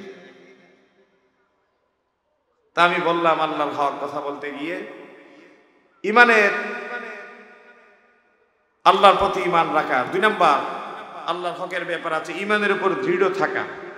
একজন মুমিন, আজ সারা পৃথিবীতে প্রায় 200 কোটি মুসলমান, কিন্তু 57টির অধিক মুসলিম রাষ্ট্রে যেখানে মুসলমানের পরিচয় সেখানে ধাউ ধাউ করে আগুন জ্বলে, ঠিক না? প্রতি 4 জন একজন মুসলমান। 60% সম্পদ মুসলমানের হাতে। এই মুসলমানদের ঘরে ধাউ ধাউ করে আগুন জ্বলে। আমি একটা স্ট্যাটিস্টিক দেখলাম, কোরআন হাদিসের সাথে মিলালাম। নবী করিম সাল্লাল্লাহু আলাইহি ওয়াসাল্লাম সাহাবায়ে কিরামদের সামনে একদিন বললেন যে কিয়ামতের আগে তোমাদেরকে ইহুদি খ্রিস্টান খাবার সামনে নিয়ে যেভাবে খায়, তোমাদেরকে দাঁত দিয়ে চিবিয়ে কামড়িয়ে কামড়িয়ে খাবে। তখন সাহাবায়ে কিরামরা জিজ্ঞাসা করলেন, ইয়া রাসূলুল্লাহ, তখন কি সংখ্যায় আমরা একেবারে কম হব? তখন রাসূলুল্লাহ জবাব দিলেন, বলে যে সমুদ্রের কিনারায় কিছু ফেনা জমা হয়। এই যে জমতে জমতে ফেনাগুলো একসময় পাহাড়ের মতো হয়ে যায়, বিশাল ফেনার স্তূপ। এই যে সমুদ্রের ঢেউয়ে ফেনাগুলা মাঝে মধ্যে সামনে যায় পেছনে যায়, এই যে বিশাল ফেনার একটা স্তূপ সমুদ্রের কিনারায় জমা থাকে। এই যে উত্তাল তরঙ্গ বিক্ষুব্ধ পানির ঢেউ ফেনার উপর যদি আশ্রে পড়ে, ফেনা কি সমুদ্রের ঢেউকে ঠেকায় নাকি বিলীন হয়ে যায়? সকলে বুঝলেন না কথা? সমুদ্রের ঢেউকে কি ফেনা ঠেকাতে পারে নাকি ঢেউয়ের সাথে ফেনা মিলে যায়? মিলে যায়। এই রাসূলুল্লাহ এই কথাটাই বলেছে। এটা উদাহরণ, এটা হাদিস। এটা আমার বাংলা গল্প নয়। রাসূলুল্লাহ বলেছেন কিয়ামতের আগে এইভাবে আব্দুল্লাহ আব্দুর রহমান নামদারি কোটি কোটি মুসলমান থাকবে। আমার আপনার এই নামটা আইডি কার্ডের নাম, আমার আপনার এই আব্দুর রহমান নামটা পাসপোর্টের নাম, পাসপোর্টের নাম আব্দুল্লাহ তাই আমি মুসলমান, আইডি কার্ডে আমি আব্দুর রহমান তাই আমি মুসলমান। আমি মুসলমানিত্বের ব্যাপারে যদি আপনার এখন জিজ্ঞাসা করি, বাবা আজকে ক্ষুধার তাড়নায় 3 বেলা খেয়েছেন, আপনি রুহের খোরাক দিতে গিয়ে ফজর থেকে 5 বেলা নামাজ পড়েছেন? এখানে 90% মুসলমান জবাব দিবেন, বাবা নামাজের কথা চিন্তাই করিনি আমি, ফজরের নামাজ তো বাদেই দিলাম, শীতকালে কিসের নামাজ? ফজরের নামাজ শীতের কারণে উঠতে পারি নাই, জোহরের নামাজ চাষবাসের কারণে পড়তে পারি নাই, আসরের নামাজ ব্যস্ততার কারণে পড়তে পারি নাই, মাগরিবের নামাজ একবেলা মসজিদে গেলাম, এশারের নামাজ মাহফিল হচ্ছে এলাকায় এই জন্য পড়তে পারি না। 80% মুসল্লি, আমি কিন্তু আপনাদেরকে লজ্জা দিতে চাচ্ছি না। এই যে এই ধরনের বেনামাজি মুসলমান 80% নয়, 90% নয়, 200 কোটি নয়, 400 কোটি হয়েও ইসলামের কি লাভ বা ক্ষতি হবে? এই জন্য কোরআনুল কারীম আল্লাহ রাব্বুল আলামিন বলেন, ইন্নাল্লাযীনা ক্বালু রাব্বুনাল্লাহু সুম্মা ইসতাকামু তাতানাজ্জালু আলাইহিমুল মালাইকাতু আল্লা তাখাফু ওয়া লা তাহজানু وأبشروا بالجنة التي كنتم توعدون। নিশ্চয় যে ব্যক্তি বলে আল্লাহ আমার রব, আওয়াজ দিয়ে বলেন আমাদের রব কে? এই কথা তো সকলেই ঘোষণা করলেন, এখানে বলা হচ্ছে আল্লাহ আমার রব, এই কথা ঘোষণা করলো। সুম্মা ইসতাকামু, তারপরে স্থির থাকলো। আপনারা তো জিজ্ঞাসা করেন আমি তো স্থির আছি, আমাকে ইসলাম থেকে নড়ে যেতে সরে যেতে কখন দেখেছেন? তখনই বুঝে আসে আপনি মসজিদের মুতওয়াল্লি, মসজিদের মুসল্লি, আপনি এই এলাকায় সুদকুরদের নামের তালিকায় প্রথম নম্বরেও আপনার নাম, এরকম আছে না নাই? সরকারি এমপ্লয়ি, তিনি রোজা রেখেছেন, ওনার পাশের অফিসটা মসজিদ, আসরের আজান হয়ে গিয়েছে, একামতের সময়, তিনি উজু করতে গিয়েছেন। ওনার অফিসে প্রাইমারি স্কুলের লিখিত পরীক্ষায় ঠিক এক বোন তার বাবার সাথে গিয়ে বলছে, স্যার আমার মেয়েটা লিখিত পরীক্ষায় ঠিকেছে, ভাইবা বোর্ডে যাবে, মামা খালু আছে? নাই। পকেট ভর্তি টাকা আছে? বলে যে হ্যাঁ, আমি আমার ছেলের বাড়ি করার জন্য খণ্ড জমি রেখেছিলাম, জমিটা বিক্রি করে আমি আমার মেয়ের ভাইবা ওভারকাম করার জন্য নিয়ে আসছি। তখন অফিসার বললেন, বাবা ওই তো আজান দে, একামত দে, আমি উজু করে আসলাম, হাতের পানি শুকাই নেই এখনো, আমি রোজাদার, আমি বাবা ঘুষের টাকা হাতে ধরতে পারবো না, ডয়ারটা খুলে দিলাম, আপনি একটু রাখেন, আমি ইফতার করে ঘরে যাওয়ার সময় রোজা ভাঙলে তখন পকেটে নিয়ে যাব। কি জাতের টাটকা মুসলমান! আজান দিচ্ছে, একামত দিচ্ছে, হাতের পানি শুকাই নিয়ে উজু করে আসছে। এটা আমি বাস্তব কথা বলছি, এটা কোনো হাসার জন্য বলি না। ডয়ার খুলে দিয়ে টাকা ওখানে রাখে, আমি বাবা ঘুষের টাকা রোজা অবস্থায় ধরতে পারবো। তিনি এলাকায় খবর নেন। গত সপ্তাহে এই ধরনের একটা মাহফিলে, আমি নাম বলবো না, নাম বলে এক বিপদ হয়েছে বাজি, আর নাম না হইম, কক্সবাজার দিকে গেই, এরে যার ঘরত গেই এর দেখি মসজিদ মাদ্রাসা বিয়ে হয় দিয়ে সভাপতি, বিয়ের সভাপতি আদি কে আর যুগ ছুটতে হতাকার হয়তো যে হয়ে দিতে তো আর কত বলে এটা না, আর অমক বাইরে লবণের দাম মরিচ দিয়ে চোখ জ্যোতি নষ্ট করে ফেলে দিতে, ইতে কি মসজিদের মাদ্রাসার সভাপতি আদি কায় নাম ন হই আনে দু হই দি ভাজি বিশ্বাস করেন, ওয়াজ করে নামি গাড়ি তুটি দি, এরপর তুলি তো অনবরত ফোনাইয়ের, অনবরত ফোনাইয়ের, আর মোবাইলে ফোনাইয়ের ফোনে ফোন করে। আর বন্ধু এখন বড় মন্ত্রণালয় সরি করে ইউনিভার্সিটি ফোনা হইতাম, তেওলদি মসজিদের সেক্রেটারি, তারা হত দৌড়া তোর বন্ধু আনিয়ে রে আর গরিকে মসজিদের উঠানো তো ওয়াজ করে কি আর গেল নালি দি না, এখন ইতে হদ দে বাজি অবাই তোরা আনিলাম ওয়াজ করে বেললাই, তুই তো হতে হবে দেয় না জানি, এখন ইতে এতিম ফুয়া চালাই মসজিদ করি মাদ্রাসা করি ইতে চুরি করলে করি জামা শিবিরে ফোয়া মারলে মারি গিয়ে এক সময় ইতে তো শিবির করতে জামাত করতে বাজি হয়তো 17 বছর ইবেতারা মনে করি দে দুনিয়া উল্লি যাবে বাজি ইবাজ যাইতে না আরো মনে করি। কিন্তু আল্লাহ যে ফেরাউনের ঘরত মোসারে ফালি, এই মোসারা তো যে তার জনম ডুবি ফানিত মেজে তারা জোতা ফিরে খাবে পতন ঘটাইব। এই 17 বছর ধরিয়ে কতদিন হইতে মুক্তিযোদ্ধা কন্যার দ, হতন হয়তো মুজিব কন্যার দ, 17 বছর ধরে গরিব দুঃখী মেহনতি মানুষের ভেটর টিয়া ট্যাক্সর টিয়া দিয়ে ইতারার মেধা যোগ্যতা ব্যক্তি ইতারা মুজিব কন্যার মুক্তিযোদ্ধার কন্যার ভিতরে শিখাইয়ে এই 17 বছর 18 বছর 20-22 বছরের যুবক জুনের 17 বছরে নিজের রক্ত হবে হবে ফাইলে উনতে মুসলমান ইয়ে এলে দেখা মারিব ডাহাত ফুরি যাইব দিল্লি ইয়ন্তবাজি তারা টেন না হয়, ঠিক কিনা হন না?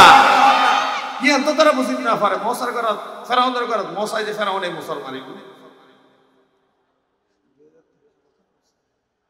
2013 সালত বাজে আর এক রুম দেখতে না হাই হাই এখনো মনত পড়ে তের ভাই আসিফ সোহেল তেই দাই এক রুম দেখতে মারা বন্ধু মানুষ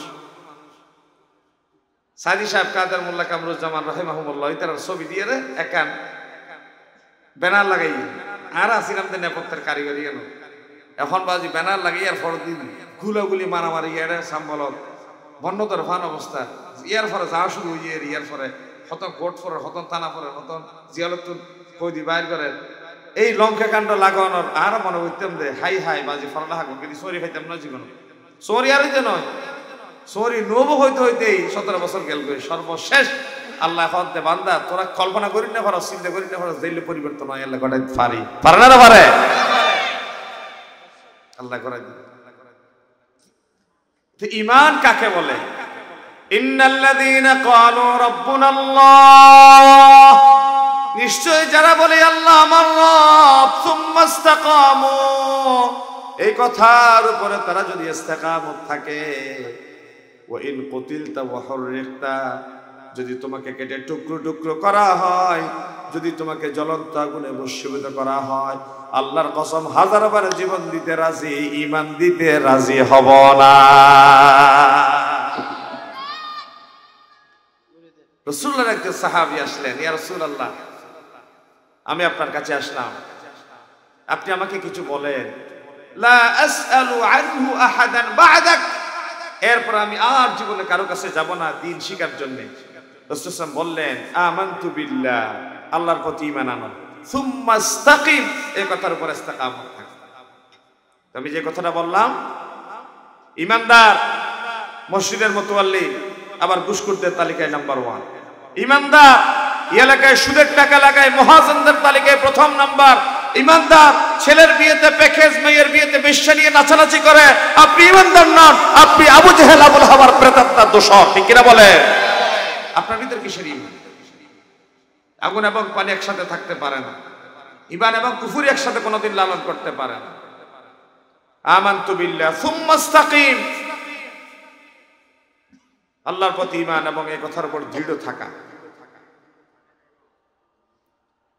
3 নাম্বার ইখলাসের সাথে ইবাদত করা। আমরা যে ঈমানদার, আল্লাহর হক আদায়ের ব্যাপারে 3 নাম্বার হক, আমাদের ইবাদত হবে নিষ্ঠার সাথে। নিষ্ঠা কি? নিষ্ঠা হচ্ছে কেউ যদি 12টা 1 মিনিটে ফাঁসির কাস্টে যাবে, আমরা এখন বিরক্ত না বাজি শেষ করে দিও না, 12টা 1 মিনিটে হলে কি আর ফাঁসির কাস্ট জোড়া যাইব? একটু আঞ্চলিকে হই না, আঞ্চলিক তখন আমি হইতে পারি একদিন হয়ে গেলে একজন মানুষকে 12টা 1 মিনিটে ফাঁসি দেওয়া হবে, 11টা 40-এ এসে জেলার তাকে এই কথা জানালো আপনাকে আর 20 মিনিট সময় দেওয়া হচ্ছে, আপনি উজু করেন, 2 রাকাত নামাজ পড়ে তওবা করেন। কারা মসজিদের ইমাম আসলো, শহীদ সৈয়দ কুতুব রহমাতুল্লাহি আলাইহি, তাকে বলা হচ্ছে হুজুর আপনি উজু করেন, কালিমা পড়ানো হবে। শহীদ সৈয়দ কুতুব রহমাতুল্লাহি আলাইহি জিজ্ঞাসা করলেন, হুজুর আপনি কি করেন? বলে যে আমি কারা মসজিদের ইমাম। কারা মসজিদে ইমামতি করে কি আপনি বেতন নেন? বলে যে হ্যাঁ। এই যে আমাকে কালিমা পড়াতে আসলেন, এই কাজের জন্য কি আপনাকে বেতন দেওয়া হয়? বলে যে হ্যাঁ। কি করতে আসলেন? বলে যে আপনাকে ফাঁসির কাস্টে নিয়ে যাওয়ার আগে কালিমা পড়াবো, এখন তওবা করাবো। সৈয়দ কুতুব শহীদ বলেছিলেন, ও কারা মসজিদের ইমাম, আমি সৈয়দ কুতুব শহীদ তাফসীর ফি জিলালিল কুরআন লিখলাম, আর আমার লিখিত তাফসীর লিখে দেশে দেশে সারা পৃথিবীতে ইসলামের বিজয়ের ঢঙ্কা বাজানোর জন্য যুবকেরা জীবন দিতে প্রস্তুত হয়ে যায়। আর মিশরের জামাল আব্দুল নাসের কর্নেল ফারুক সিদ্ধান্ত নিল, আমি নাকি তাফসীর লিখে যুবকদের চরিত্র বিনষ্ট করলাম, কালিমার প্রচারক, কালিমার ঘোষক, কালিমার দাবিদার হয়ে আমি নাকি যুবকের চরিত্রের উপরে কালিমা লেপন করলাম। আমি শহীদ সৈয়দ কুতুব শহীদ কালিমার ব্যাখ্যা লেখার জন্য ফাঁসির কাছে যাচ্ছি, আর আপনি মসজিদের ইমাম কালিমা পড়িয়ে মাস শেষে মাইনা পান, বেতন পান। তাহলে আপনি একজন কালিমা পড়িয়ে বেতন পান, আর একজন কালিমার ব্যাখ্যা লিখে জীবন দেওয়ার জন্য ফাঁসির কাছে পর্যন্ত পৌঁছে যায়। তাহলে বুঝা গেল যেই কালিমা আপনি পড়ে বেতন পান আর একই কালিমা আমি ব্যাখ্যা লিখে ফাঁসির কাছে ঝুলি, দুইজনের কালিমার আবেদন তো সমান হতে পারে না। ঠিক কি বলেন?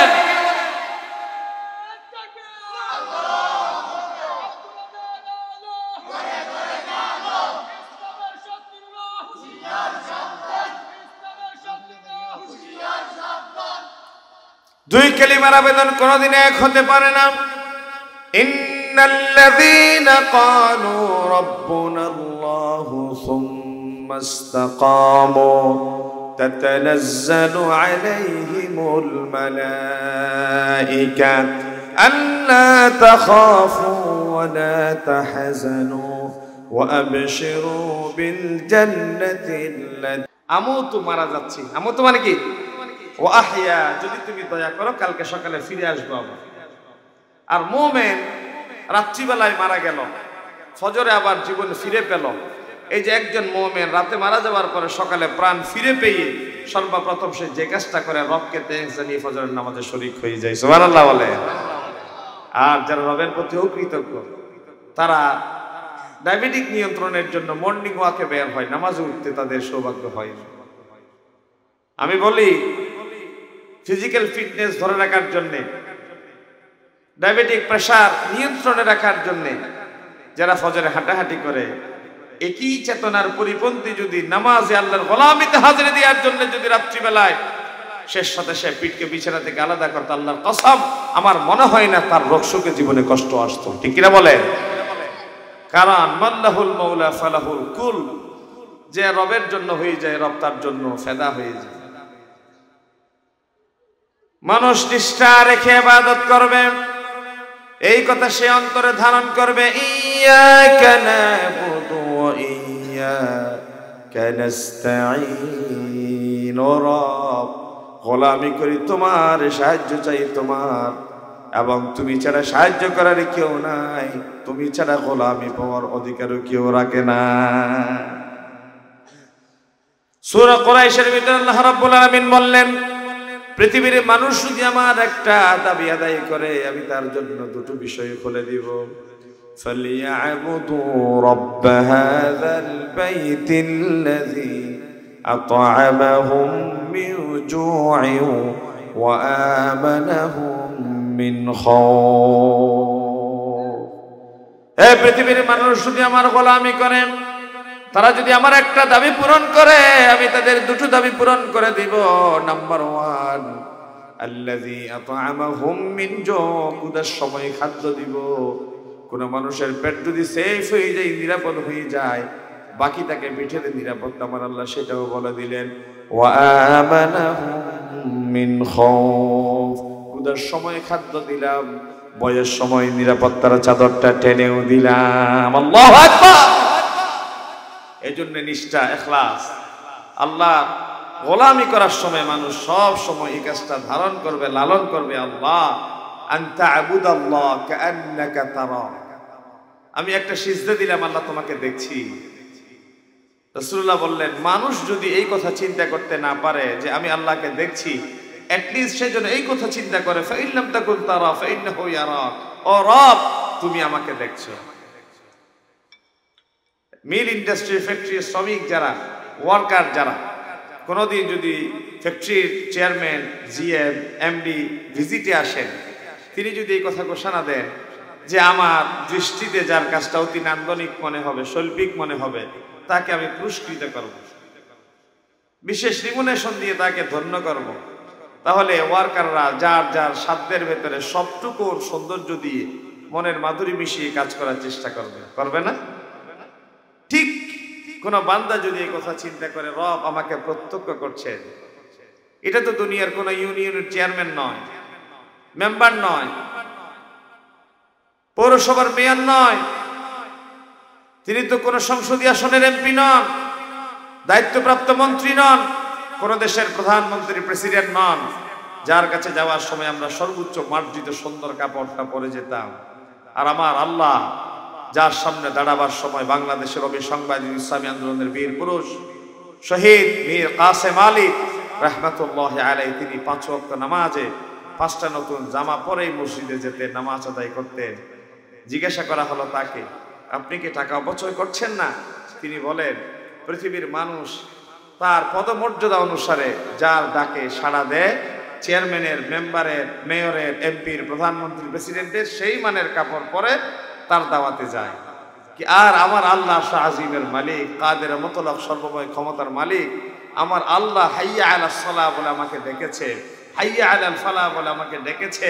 আল্লাহর ডাকে সাড়া দিয়ে আমি কি কোনো জীর্ণ শীর্ণ বদনে ছেঁড়া ফাটা কাপড় নিয়ে যেতে পারি? বলে যে না, আমার রবের সামনে আমি দাঁড়াবো, আমার কাছে সর্বোচ্চ সম্মানিত, আমার কাছে সবচেয়ে পরিপাটি মার্জিত ড্রেস যেটি আছে সেটা পরে রবের সামনে দাঁড়াবো। ফিলিংসটা কেমন দেখেন, অনুভূতিটা কেমন দেখেন। এই চেতনা নিয়ে মানুষ যদি রবের সামনে দাঁড়ায়,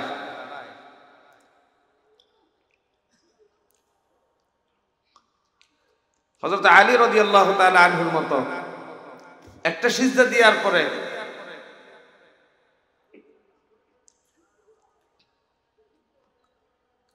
রবকে যতক্ষণ দেখলেন না, দ্বিতীয় সিজদা দেওয়ার জন্য ততক্ষণ তিনি আর মস্তক উত্তোলন করেন। রাসূলুল্লাহ বললেন, ওয়া'লাম আন্নাল উম্মাতা লাউ ইজতামাআত, পৃথিবীর মানুষেরা জেনে রাখো, আলা আন ইয়ানফাউকা বিশাইইন লাম ইয়ানফাউকা ইল্লা বিশাইইন ক্বাদ কাতাবাহু আল্লাহু লাক। পৃথিবীর সমস্ত মানুষেরা একত্রিত হয়ে যদি কোনো মানুষের কোনো কল্যাণ করতে চায়, সেই পরিমাণ কল্যাণ কেবল সে করতে পারে যেই পরিমাণ কল্যাণ করার কথা মায়ের পেটে থাকতেই ফেরেশতারা এসে লিখে দিয়ে গিয়েছে। ওয়ালাউ ইজতামাউ আলা আন ইয়াদুররুকা বিশাইইন লাম ইয়াদুররুকা ইল্লা বিশাইইন ক্বাদ কাতাবাহু আল্লাহু আলাইক। পৃথিবীর तमाम শক্তি, মহাশক্তি, পরাশক্তি একত্রিত হয়ে যদি কোন মানুষের এইটুকুন পর্যন্ত কল্যাণ করতে চাই, কেবল সেই পর্যন্ত কল্যাণ করার ক্ষমতা রাখে যেই পরিমাণ কল্যাণের কথা মায়ের পেটে থাকতে আমার আল্লাহ ফেরেশতার মাধ্যমে লিখে দিয়েছে। রুফিআতিল কলাম, যে কলম দিয়ে তাকদীর লেখা হয়েছে, কলম মুঠিয়ে ফেলা হয়েছে। ওয়াজাফাতিস সুহুফ, যে কালি দিয়ে তাকদীর লেখা হয়েছে, কলমের কালিও শুকিয়ে গেছে অনেক আগে। সুতরাং তাকদীর 2 প্রকার, তাকদীর মুআল্লাক, তাকদীর মুবরাম। এক প্রকার তাকদীর স্থির, যেটা কোনোদিন পরিবর্তন হয় না, আর এক প্রকার তাকদীর ঝুলন্ত। লা ইয়াজিদু ফিল আমরি ইল্লাল বির। বিশ্বনবী বললেন, মানুষ যখন ভালো কাজ করে, কল্যাণ করে কাজ করে, আল্লাহ রাব্বুল আলামিন নিশ্চয়ই তার হায়াতের বাজেটটা মাঝে মধ্যে বাড়িয়ে দেয়। আর মানুষ যখন বুড়া হয়ে যায়, দুটি বিষয়ের লোভ বেড়ে যায়। বুখারী মুসলিমের হাদিস। মানুষ যখন বুড়া হয়ে যায়, দুটো বিষয়ের লোভ বেড়ে যায়। হিরসুল মাল, সম্পদের লোভ, হিরসুল উমর, বয়সের লোভ।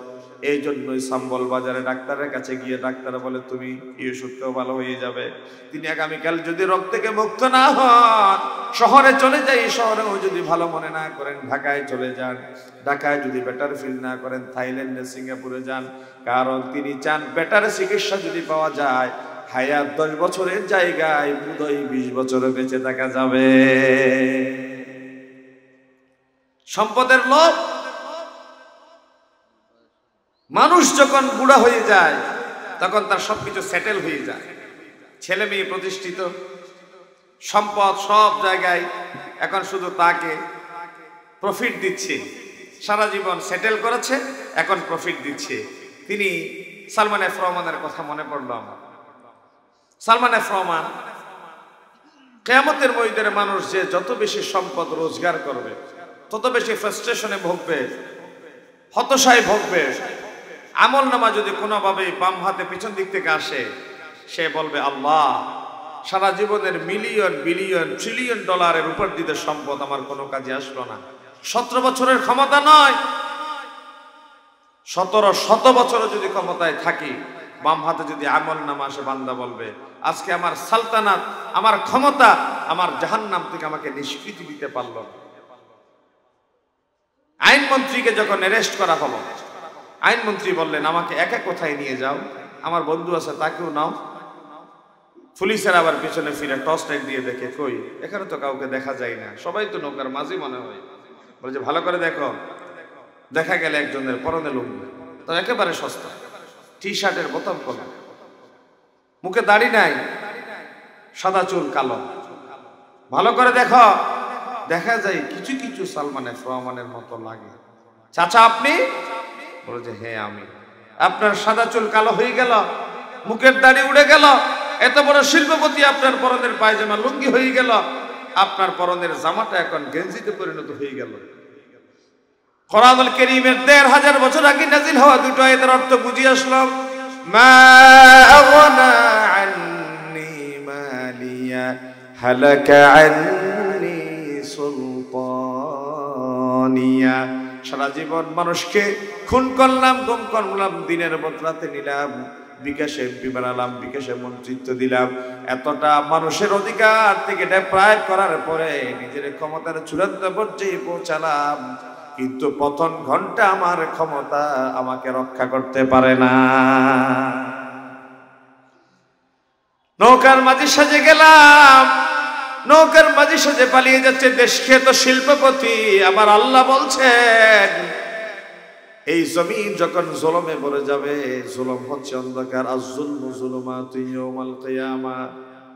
জুলুমে যখন জমিন ভরে যাবে, ন্যায় বিচার যখন জাদু করে ঠাই হবে, এই জমিনে মজলুমদের রোনাজারি যখন আকাশ বাতাস ভারী হয়ে যাবে, এই বাঁশখালীর জমিনে নাম বলবো না, নাম বললে চিনবেন, একটা মাহফিল এসেছিলাম, আওয়ামী লীগের ভেতরে কিছু লিভারের চলে যে মানুষ আছে, কথা প্রসঙ্গে বলতে গিয়ে আমাদেরকে বলে দিয়েছেন হুজুর আমাদের কেন পতন হয়েছে এতদিন পরে বুঝে এসেছে। কেন বলেন ভাই? বলে যে আপনাদের মতো কিছু নিরপরাধ মানুষ কথা বলার সময় মুখের মাইক কেড়ে নিত, আপনাদের মতো নিরপরাধ মানুষ রাস্তা দিয়ে ওয়াজ করে যাওয়ার সময় অ্যাটাক করতো, টাকা পয়সা নিয়ে ফেলতো, আপনাদের মতো নিরপরাধ মানুষ নেতার আদর্শের পরিপন্থী কথা বলার কারণে ধরে জেলখানায় পুড়ে ফেলতো। এই ধরনের কিছু মজলুমের শেষ রাতের চোখের পানি আমার আল্লাহর আরশে জমা হতে হতে এত বেরি ভারী হয়ে গিয়েছিল, মজলুমের রোনাজারি যখন আকাশ পর্যন্ত পৌঁছে যায়, ফাইন্নাহু লাইসা বাইনাহু ওয়া বাইনাল্লাহি হিজাব। 3 ব্যক্তির দোয়া ফেরেশতার মাধ্যম ছাড়া মঞ্জুর হয়ে যায়। এক ব্যক্তি মজলুম, যার অধিকার থেকে ডেপ্রাইভ করা হয়েছে, বঞ্চিত করা হয়েছে, মজলুম বান্দা যখন রবের দরবারে হাত তোলে, আমার আল্লাহ বলেন ফেরেশতার মাধ্যমের প্রয়োজন হয় না, আমি আল্লাহ ডাইরেক্ট নিজ কুদরতি কাটে মজলুমের চোখের পানি মঞ্জুর করে নি। আল্লাহু আকবার। 2 নম্বরে মুসাফির, 3 নম্বরে মা বাবা। সন্তানের পক্ষে কিংবা বিপক্ষে যত দোয়া করো, আল্লাহ রাব্বুল আলামিন সাথে সাথে দোয়া মঞ্জুর করে নেন। কিছু নিরপরাধ মানুষ, আল্লামা সাঈদী 52 বছর যিনি কোরআনুল কারীমের তাফসীর করলেন, আলী হাসান মোহাম্মদ মুজাহিদ সর্বশেষ ট্রায়ালে তিনি বলেছেন আত্মপক্ষ সমর্থনে, মাননীয় আদালত, হয়তো দুনিয়ার আদালতে আমরা হেরে গেলাম, আল্লাহকে সাক্ষী রেখে বলছি, এই হাত দিয়ে আলী হাসান মুজাহিদ কোন নিরপরাধ মানুষকে মারা দূরের কথা, পশু পাখির গায়ে কোনোদিন হাত তোলে না। দুনিয়ার আদালতে হেরে গেল, কিয়ামতের ময়দানে আল্লাহ যখন এজলাসে বসে যাবে, আল্লাহ রাব্বুল আলামিন ন্যায় বিচার করবেন। তিনি বলেছেন আল ইয়াউমা তুজজা কুল্লু নাফসিন বিমা কাসাবাত লা যুলমান ইয়াউম। আজকে বিনিময় দিবস, প্রতিদান দিবস, কারো উপর কোনো ধরনের ইনজাস্টিস করা হবে না, জুলুম করা হবে না। যে জীবনে যা আমল করেছ প্রত্যেকজনের বিনিময় সমান বুঝিয়ে দেওয়া হবে। হক নষ্ট করা যাবে না, অধিকার থেকে বঞ্চিত করা যাবে না। হন তিনি প্রতিবেশী, হয় কলিগ অথবা গাড়ির সাময়িক প্যাসেঞ্জার বন্ধু, যিনি যার সাথে হক পাবেন, হক নষ্ট করবেন না। বিশেষ করে নিজের ব্যাপারে হক, নিজের চোখের হক, নিজের কানের হক, নিজের হাতের হক, অঙ্গ প্রত্যঙ্গের হক, নিজের বউয়ের হক, ছেলে মেয়ের হক, প্রতিবেশীর হক, আপনার আত্মীয় স্বজনের হক নষ্ট করা যাবে না। বিশ্বনবী যখন প্রথম নবুয়ত পেয়ে মা খদিজার কাছে আসলেন, মা খদিজা রাসূলুল্লাহকে শপথ করে বলেন, ওয়াল্লাহি মা ইউযিকাল্লাহু আবাদা, আল্লাহ রাব্বুল আলামিন আপনাকে লাঞ্ছিত করবে না। খদিজা তুমি কেমনে বুঝলা? বলে যে যার ভেতরে 5টি গুণ আছে, আল্লাহ অতীতে তাদের কাউকে লাঞ্ছিত করেনি, আপনার ভিতরে সেই গুণ আছে, আপনারা লাঞ্ছিত করবে না। ইন্নাকা লাতাসিলুর রাহিম, আত্মীয়তার বন্ধন রক্ষা করেন। ওয়া তাহমিলুল কাল্লা, অসহায় মানুষের বোঝা টেনে দেন। ওয়া তাকসিবুল মা'দুম, বেকার কর্মসংস্থান করেন। ওতা করে উদ্দয়ফ, মেহমানের মেহমানদারি করেন। অত আইনু আলা নওয়াইবিল হক, সত্য সুন্দর ন্যায় ইনসাফ কায়েমের ব্যাপারে বজ্র কঠোর হয়ে যান। এই 5টি গুণ যার ভিতরে ছিল অতীতে, আপনি নবীর ভেতরে আছে, তাদের কাউকে লাঞ্ছিত করে নাই। আপনি নবীর ভেতরে আছে, আল্লাহ আপনাকেও লাঞ্ছিত করবে না। এই 5টি গুণের প্রথম নাম্বার আত্মীয়তার হক, প্রতিবেশীর হক, পরস্পরের হক, ব্যক্তিগত নিজের হক। এই জন্য বান্দা হক নষ্ট করা যাবে না। কিয়ামতের ময়দানে আল্লাহ রাব্বুল আলামিন শহীদদেরকে বিনা হিসেবে জান্নাত দিবেন। তবে যদি কোনো মানুষের হক থেকে থাকে, রাসূলুল্লাহ জমিনে কোনো লাশকে জানাজা দেওয়ার আগে তিনি জিজ্ঞাসা করতেন, এই বান্দার কি কেউ কোনো হক পাবে? কেউ যদি বলে আমি হক পাবো, রাসূল অসংখ্য জানাজায় দাঁড়িয়ে গিয়েছেন যে যার কাছে হক পাবে, হক পরিশোধ করা দিয়া ছাড়া নবীজি ইমামতি করবে না। আল্লাহু আকবার। মৃত ব্যক্তির সাথে 4 ধরনের হক। একজন মানুষ যদি মারা যায়, তার সাথে 4টা হক যুক্ত হয়ে যায়। নাম্বার 1, তার সম্পদ থেকে কাফন দাফনের ব্যবস্থা করা। নাম্বার 2, তার ঋণ পরিশোধ করা। নাম্বার 3, 3 ভাগের 1 ভাগ দিয়ে তার হক ওসিয়ত পূরণ করা। 4 নাম্বার সুলুসু মা বাকিয়া দিয়ে জীবন ওসিয়ত পূরণ করলেন। আর যার সম্পদ থাকবে, সম্পদগুলো আসহাবুল ফরাইজ, আসবা যারা আছে, তাদের মাঝে সুচারুরূপে বন্টন করে দেয়া। মৃত ব্যক্তির যে 4টা হক আছে, এই জন্য হক নষ্ট করে যদি কবরে যান, কবরের আযাব বন্ধ হবে না, ইবাদত কবুল হবে না। বিশেষ করে কোনো ভাই যদি বিয়ে করেছেন, বিশেষ করে কোনো ভাই যদি বিয়ে করেছেন, ভালো করে শুনেন এই মাসালাটা। 25 লাখ মাহারানা দিলেন, 40 লাখ মাহারানা দিলেন, কিন্তু আদায় করার নিয়ত নাই। এই বউ তো বিয়ের পরে ঘরে চলে আসবে, বরং মহারানা ভেতরে স্বর্ণ চাঁদি কাপড় সবর যা দিলাম তাও বিক্রি করে খাবো, কারণ আমার বউয়ের স্বর্ণ আমি খেলে কে কথা বলে, আমার বউয়ের অধিকার আমি নষ্ট করলে কে আমারে বাদশা দে। এই কথা চিন্তা করে আপনি 30 লাখ টাকা মহারানা দিলেন, কিন্তু দেওয়ার নিয়ত নাই। গত করোনার পর থেকে যত জানাজায় গিয়েছে, এই কথাটা বলতে ভুলে নাই। আপনাদেরকেও বলে যে আনিস ভাইরা যেহেতু মাঠে ঘাটে কথা বলেন, এই কথাটা বলে দিবেন। আমাদের বাবারা মারা গেলে, মারা মারা গেলে, আত্মীয় স্বজনরা মারা গেলে, আমরা ভাইয়েরা দাঁড়িয়ে বলি আমার ভাই মারা গেল, তার থেকে যদি কেউ কোনো হক পান আমি দায়িত্ব নিলাম দিয়ে দিব। কিন্তু আজ পর্যন্ত কোনোদিন এই কথা কেউ বলতে শুনি নাই, আমার বাবা মারা গেল, আমার মায়ের মোহর দিয়েছে কি না আমি মাকে দিয়ে দিব। আমার বড় ভাই মারা গেল, আমার ভাবির মোহর দেয়া হয়েছে কিনা আমি দিয়ে দিব। এই কথাটা কেউ বলে নাই। قال رسول الله صلى الله عليه وسلم মান তাযাওয়াজা ইমরাতান বিমা ক্বাল্লা মিনাল মাহরি আও কাসরা, কোন ব্যক্তি বিয়ে করলো তার মাহর নির্ধারিত হলো কম হোক বা বেশি হোক, লাইসা ফি নাফসিহি আইয়ুদ্দি ইলাইহা হাক্কাহা খাদাআহা ফামাতা, তার নির্ধারিত মাহর সে পরিশোধ করলো না, তার সাথে প্রতারণা করলো, মারা গেল, লাকিয়াল্লাহ ইয়াউমাল কিয়ামাতি ওয়া হুয়া জানিন, 50 বছর ঘর সংসার করলো, জেনা করলো, 10-12টা সন্তান সন্ততি হলো, যার সন্তান হলো, যার সন্তানের দোয়া কেমনে কবুল হবে? 50 বছর ঘর সংসার করলেন, হারাম কাজ করলেন, কেমনে দোয়া কবুল হবে? এই জন্য বলি বাবা, বউয়ের মহারানা আদায় করেন। কোরআনুল কারীম আল্লাহ রাব্বুল আলামিন বলেছেন, ওয়া আতুন নিসা সাদকাতিহিন্না নিহিলা, তোমাদের নির্ধারিত স্ত্রীদের মাহর দিয়ে দাও। ফাইন তুবিনা লাকুম আন শাইইন মিনহু নাফসান ফাকুনুহু হানিআম মারিআ, স্বেচ্ছায় যদি কেউ তোমাদের ক্ষমা করে দেয়, তাহলে খাওয়া তোমাদের জন্য না জায়েজ নয়, জায়েজ। তবে কোনো ব্যক্তিত্ববান পুরুষ স্ত্রীর পায়ে হাত দিয়ে মাহার ক্ষমা চাইতে পারে না। ঠিক কিনা বলেন? ব্যক্তিত্বের ক্ষুণ্ণ হয়। আক শব্দের অর্থ হচ্ছে চুক্তি। ওয়াজ কি বসার করা হরিয়ে বললেন আপনারা যায় ও আয় ওয়াস্তর আরে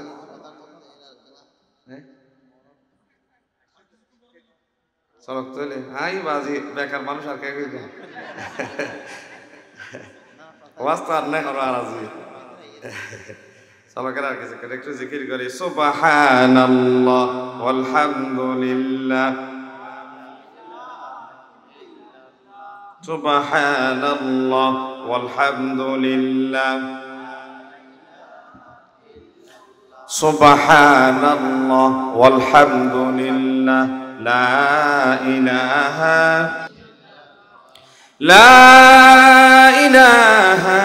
ইল্লাল্লাহ মুহাম্মাদুর রাসূলুল্লাহ সাল্লাল্লাহু।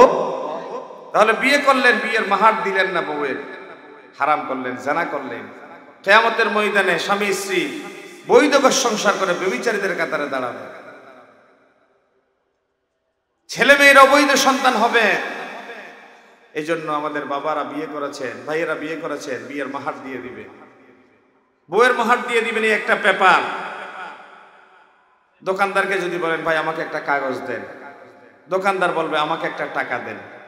এটাকে বলা হয় আরবিতে বাই এবং সেরা। আপনি টাকা দিলেন, উনি আপনাকে কাগজ দিল, কেনা বেচা শুদ্ধ হলো। যদি আপনি কাগজ দিলেন টাকা দিলেন না, কেনা বেচা শুদ্ধ হলো না। আদ শব্দের অর্থ যে চুক্তি। আপনি আপনার স্ত্রীকে মাহার দিবেন, আপনার স্ত্রী নিজেকে আপনার কাছে সুপর্দ করবে। কোথায় পেলাম? উসুলের পরিভাষায় পড়ি, হুয়া আদুন মাওদুআন লিমিলকি লিমিতা আইহাল্লু ইস্তিমতা'আর রাজুলি মিনাল মারআ। আদ 20, 30, 40, 50, 60, 70, 80, 90 এগুলাকে আরবিতে বলা হয় উকুদ, গিট। স্বামী স্ত্রী দুইজনের একজনের কাছে একটা চুক্তি হয়, একটা গিট দিয়ে ইজাব কবুলের মাধ্যমে। এই যে কাগজ দিলেন, টাকা নিলেন, ব্যবসা শুদ্ধ হলো। শরীয়তের পরিভাষায় আকদ বলা হয় আপনি তারে টাকা দিলেন, মাহার দিলেন, সে নিজেকে উপস্থাপন করলো। বন্ধুরা আমার, আপনি তো মাহার দিবেন কাগজে কলমে 60 লাখ, 70 লাখ, 50 লাখ, 10 লাখ লিখলেন। কবুল বলার সাথে সাথে বিবি করে চলে আসলো, স্ত্রীর মর্যাদায় তারে রাখলেন। আপনি তারে ছেলে মেয়ের মা বানিয়ে নিলেন, কিন্তু বাকির মাহার বাকির কাতাই থেকে গেল, আপনি জনমে পরিশোধ করলেন না। তাহলে টাকা দিলেন, কাগজ দিলেন, ব্যবসা যেমনি শুদ্ধ হলো, আপনি টাকা দেন নাই, বিবিরে গ্রহণ করেছেন, 70-80 বছর ঘর সংসার করেছেন। কেমনে বিয়ে শুদ্ধ হয়? বিয়ে শুদ্ধ হয় নাই, মাহারও আদায় হয় না। ঠিক না? এই জন্য মাহার দিয়ে দেন, মাহার দিয়ে দেন। গাড়ি চড়েন, ঘোড়ায় চড়েন, ব্যবসা করেন, বাণিজ্য করেন, স্ট্রোক করলেন, হঠাৎ মারা গেলেন, কেউ জিজ্ঞাসা করবে না আপনার বউয়ের মাহার দেয়া হয়েছে কিনা। এমনও আমরা সাক্ষী, বাবা মারা গেল, বাবার সম্পদকে কোন অংশ ভোগ করবে? এই মারামারিতে বাবার লাশ 3 দিন বৃষ্টিতে ভিজেছে, রোদে পড়েছে, কেউ বাবার লাশ দাফন করে না যতক্ষণ না সম্পদ বিলি বন্টন হয়েছে। ঠিক কিনা? ছেলে মেয়েরা ইভেন মা মারা যাওয়ার পরে কত লুকিয়ে লুকিয়ে মায়ের গলার হার, কানের ফুল, নাকের দুল নিয়ে নিয়ে যায়। এটার জন্য পর্যন্ত প্রতিযোগিতা লাগে। বুড়া বয়সে মা কোথায় মারা যাবে এই চিন্তা, বউয়ের যে গলার চেইন এবং নাকের ফুল, কানের দুল নেওয়ার জন্য। এত মাই আছে দিয়ে নল্লাই বাজি কর, মদ গুত্ত নসা, মদ গুত্তি স্যার দুইয়ে নল্লাই ওদের রাতিয়ে যদি মরা হাম করে দিয়ে বাজি হলো কি হলো জানো বাজি, এটা হাজার হাজার মানুষ উঠতে চাইবে না। ঠিক কিনা? হ না? ওই যে লোক তৈকে মাহার নষ্ট করা যাবে না, মাহার দিয়ে দিবে। আর হক, স্ত্রীর হক, রাসূলুল্লাহ বললেন আনতুতইমাহা ইযা তাইমতা। বিরক্ত লাগেন না? হনা যা খাবেন তা খাওয়াবেন। মৌলভী সাহেব মানুষ এত্তর মাথা দিদি খাওয়ার বাজি প্রতিদিন, গরু গোশত নফুরার, কিন্তু বউরে শুটকিয়ে নদর। রাসূলুল্লাহ হদ্দে তুই জালেম, বউর হক নষ্ট করলেন। আনতুতইমাহা ইযা তাইমতা, যা খাবে তা খাওয়াবে। অতাকসুহা ইযা তাসাইতা, যেই মানের ব্র্যান্ডেড গড়ি পরবা, ব্র্যান্ডের কাপড় পরবা। স্ত্রীকে কি ব্র্যান্ডের কাপড় পরাবে? স্ত্রীকে টাল কোম্পানির কাপড় পরানো যাবে না, নিজে ব্র্যান্ডের কাপড় পরে, এটা হাদিস। ওয়ালা তাদরিবিল ওয়াজহা, গালে আঘাত করা যাবে না। ওয়ালা তুকাব্বিহ, 14 পুরুষ ধরে গালিগালাজ করা যাবে না। আপনি খামারের মেয়ে না সামারের মেয়ে বিয়ে করার সময় তো দেখে বিয়ে করেছিলেন, রিকশাওয়ালার মেয়ে না ঠেলাওয়ালার মেয়ে বিয়ে করেছেন, দেখার সময় করেছেন, করার সময় দেখেছেন। কিন্তু আজকে যখন বনিবনা হচ্ছে না, এত কিল্লা খতবাদি সামারর মাইফ খামারর মাইফ তো ইতাল্লাই আইসিআর মিনার ফর কদর ন বুঝত দে হয় না হয় খোয়ানো যাবে বাজি। সবচেয়ে বড় পরিচয় বললি তোমার ফরমা, যে ফর পরিচয় তুই কিয়ামতের ময়দানত পরিচয় দিবা, যেই ফর তোমার খবর দিলে তোমার গুনাহ মাফ হয়ে যাবে। ওই ইস্তিগফারে ওয়ালাদিকা লাকা আও ওয়ালাদিন সালিহিন ইয়াদউ লাহু, এই ফরমা ওই তোমার ঘরের বিবি, ইতাল্লাই বাজে তোমার ঘরের বিবি রে বাফর বড় কথা হয়, বাইয়ের পরিচয় দিয়ে ছোড়া করা যাইতে না। বাবা কি করে মায় কি করে এই কথা বলা যাবে না। হয়তো বাজি আসাইয়ে বিয়ে করে গেলাম, দিতাল্লাই তো বাজি আজি আর খোয়ালোর ডেই ফিরগি হয় না হয়, খোয়ালোর দুঃখ নজার একজনের খৈরে দিন নে আজকালি মানুষ তো কম মানুষ হ্যাঁ না হবো বাজি হ্যাঁ এর বউ মারতে মানুষ আছে না, আমরা করে আল্লাহ বলি বাজি। ওয়ালা তুকাব্বি, গালিগালাজ করা যাবে না। ওয়ালা তাহাজুরু ইল্লা ফিল বাইত, বিছানা আলাদা থাকা যাবে না, একই বিছানায় থাকতে হবে, বিছানা আলাদা করা যাবে না। আর যারা বউ পিটায়, রাসূলুল্লাহ বললেন লা ইয়াজলিদ আহাদুকুম ইমরাতাহু জালদাল আব সুম্মা ইউজামিউহা ফি আখিরিল ইয়াওম। ও উম্মতেরা, দিনের বেলায় বউয়ের গায়ে হাত তোলো, রাত্রি বেলায় তার বিছানায় যাও, তোমার কি লজ্জা লাগে না? তোমার কি তার প্রতি মায়া হয় না? তোমার তো মিনিমাম লজ্জা থাকার কথা। তোমার গোসলের পরে লুঙ্গিটা কখন দিয়েছো তোমার মনে নাই? তোমার বিছানাটা কখন তুমি কম্বলটা বাস করেছো মনে নাই? তোমার ঘরের আঙ্গিনাটা কখন সাফ সাফাই করেছো তোমার মনে নাই? ছেলে মেয়েদের ভরণ পোষণ কখন দিয়েছো? স্কুলে কে নিয়ে গিয়েছে কে এনেছে জানো না? 3 তরকারি দিয়ে খাবার রেডি না হলে তোমার মাথা গরম হয়ে যায়। প্রতিদিন 4 তরকারি 3 তরকারি কত কষ্ট করে রান্না করে তুমি জানো না? 10 মাসের সন্তান পেটে ধারণ করে 10-12 জন সংসারের মানুষ, তাদেরকে খাওয়ানোর জন্য জিম্মাদারিত্ব তার কাঁধের উপর ছিল।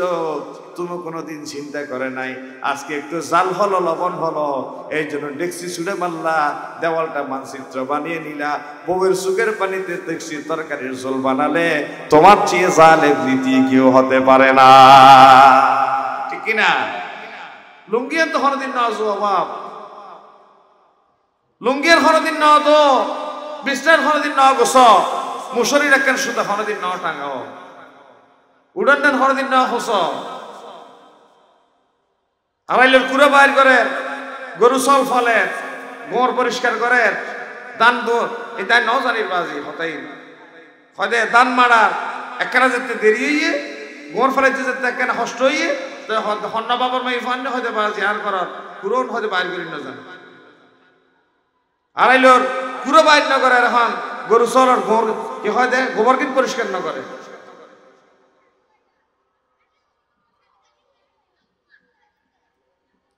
তাহলে স্ত্রী অধিকার, ছেলে মেয়ের অধিকার নাম্বার 1 একটা ভালো মা বাছাই করা। ছেলে মেয়ের হক প্রথম ভালো মা বাছাই করবেন বিয়ের আগে, 2 নাম্বার ভালো নাম নির্ধারণ করবেন, 3 নাম্বার দিন শিক্ষা দিবেন। যদি দিন শিক্ষা দেন, ভালো নাম রাখেন, ভালো মা বাছাই করেন, ভালো পেট থেকে কোনোদিন খারাপ সন্তান জন্ম হতে পারে মরদ ফরে বেকিন্দি ফেলে মাই ফরে বঞ্চিত করিবা ইয়ের নগরিবা বাজে কিয়ামতের দিন অর্ধাঙ্গ করে তুলিব আল্লাহ। আর ইকে 2-3 বিয়ে করতে মানুষ আছে না নাই? আছে, হাদিসে আছে। দেখো না, মানুষ যদি 2 বিয়ে করি 3 বিয়ে করি 4 বিয়ে করি করো, তোমার শরীরের অবস্থা যদি ভালো, ফাকুরের অবস্থা যদি ভালো, মাইফাই ওয়াজ করি হবো যে যার কমল হয়ে এটা হয়তো ওয়াজ করি পারলে না পাইতে পারে 2-3 বিয়ে করতে হবে। হ্যাঁ এই বাগাতে বাজে ওয়াজ ব্যাকি করা দিয়ে করি নিতে পারবি, ঠিক কিনা? হর না ইয়ে করে দিতে পারবে। কেউ গড়লে হইতে বাজে আর করতে না হয়। কেউ যদি ঘরে যদি আর দেশত যে রসম আছে শেষের বউর একটা সময় বেশি দে, শেষের বউরে বাজার বেশি দে, শেষের বউর ফসারে জায়গা সম্পদ লেহি দে, এলে যদি ওই দয় খোদার কসম বুখারী মুসলিমের হাদিস কিয়ামতের দিন ফইলের বউরে ন চাই দে, 2 নম্বর বউরে ন চাই দিতে লাই এবারে যেন দুনিয়াতে অর্ধেক চাই এবারে অর্ধেক করে আল্লাহ খবর তুলিব। নাউজুবিল্লাহ আল্লাহ ওয়া বিয়ে করাও কে ফেললে তুমি فإن خفتم ألا تعدلوا فواحدة أو ما ملكت أيمانكم যদি সমতা বিধান করতে না পারেন একটা বউ নিয়ে বস, অথবা বিয়ে না করে রোজা রাখেন, যদি বউয়ের হক দিতে পারেন না চিন্তায় পড়ে যান। অনেক কথা বললাম আজকে। যদি আমলের চিন্তা থাকে এই ওয়াজ যথেষ্ট, জীবন পরিবর্তনের জন্য ওয়াজ যথেষ্ট। যদি আমল করে আজ এতইতে যারা বউ ফিরো না ফিরিবেন না তোর ব্যাগ করে ফিরে হলে বউ আর না ফিরিবে হল না না হইতে রে বাজ বউ ফিরিবেন বলতে ফোয়ার মার এ বলতে আর ঘর রানী বউয়ে সেই বুদ্ধি দে রাসূলুল্লাহর বুদ্ধি দিয়ে উম্মে সালমা ইয়া রাসূলুল্লাহ 1400 সাহাবী লইর অনে আইশর খোদাই বিয়াত কিও হদে অনার কথা নউনের মানে বেকুন মক্কা শরীফের লম্বা ইতিহাস খোদাই বেরাত 2 ঘন্টার ওয়াজ আছে আমরা নেট সার্চ করলে পাইবেন। অর্থাৎ মক্কা তো 30 কিলোমিটার হাসা ইচ্ছে যায় রাসূলের হদে মক্কাতে যা দিতে না এই বছর তোমরা ফিরে যাও গই সাহাবিয়া কলা হদ দিয়ে রাসূলুল্লাহ 6 বছর আগে অনে হইন মত্তর মদিনা দিয়ে গই অনে হইন যেতে হাফসাত ইথিওপিয়া দিয়ে গই এক হল লইরে আজি এত হাসা আছে এই মক্কা শরীফকে নসাই যাইতে দুনিয়া রাসূলুল্লাহ কেন করে সওয়ার চেষ্টা করে যাইতে পারি কিনা। এখন হনে কি আই রাসূল সাহেব চুক্তি করে এই বছর যা দিতে নয় এই বছর 3 দিন আইবা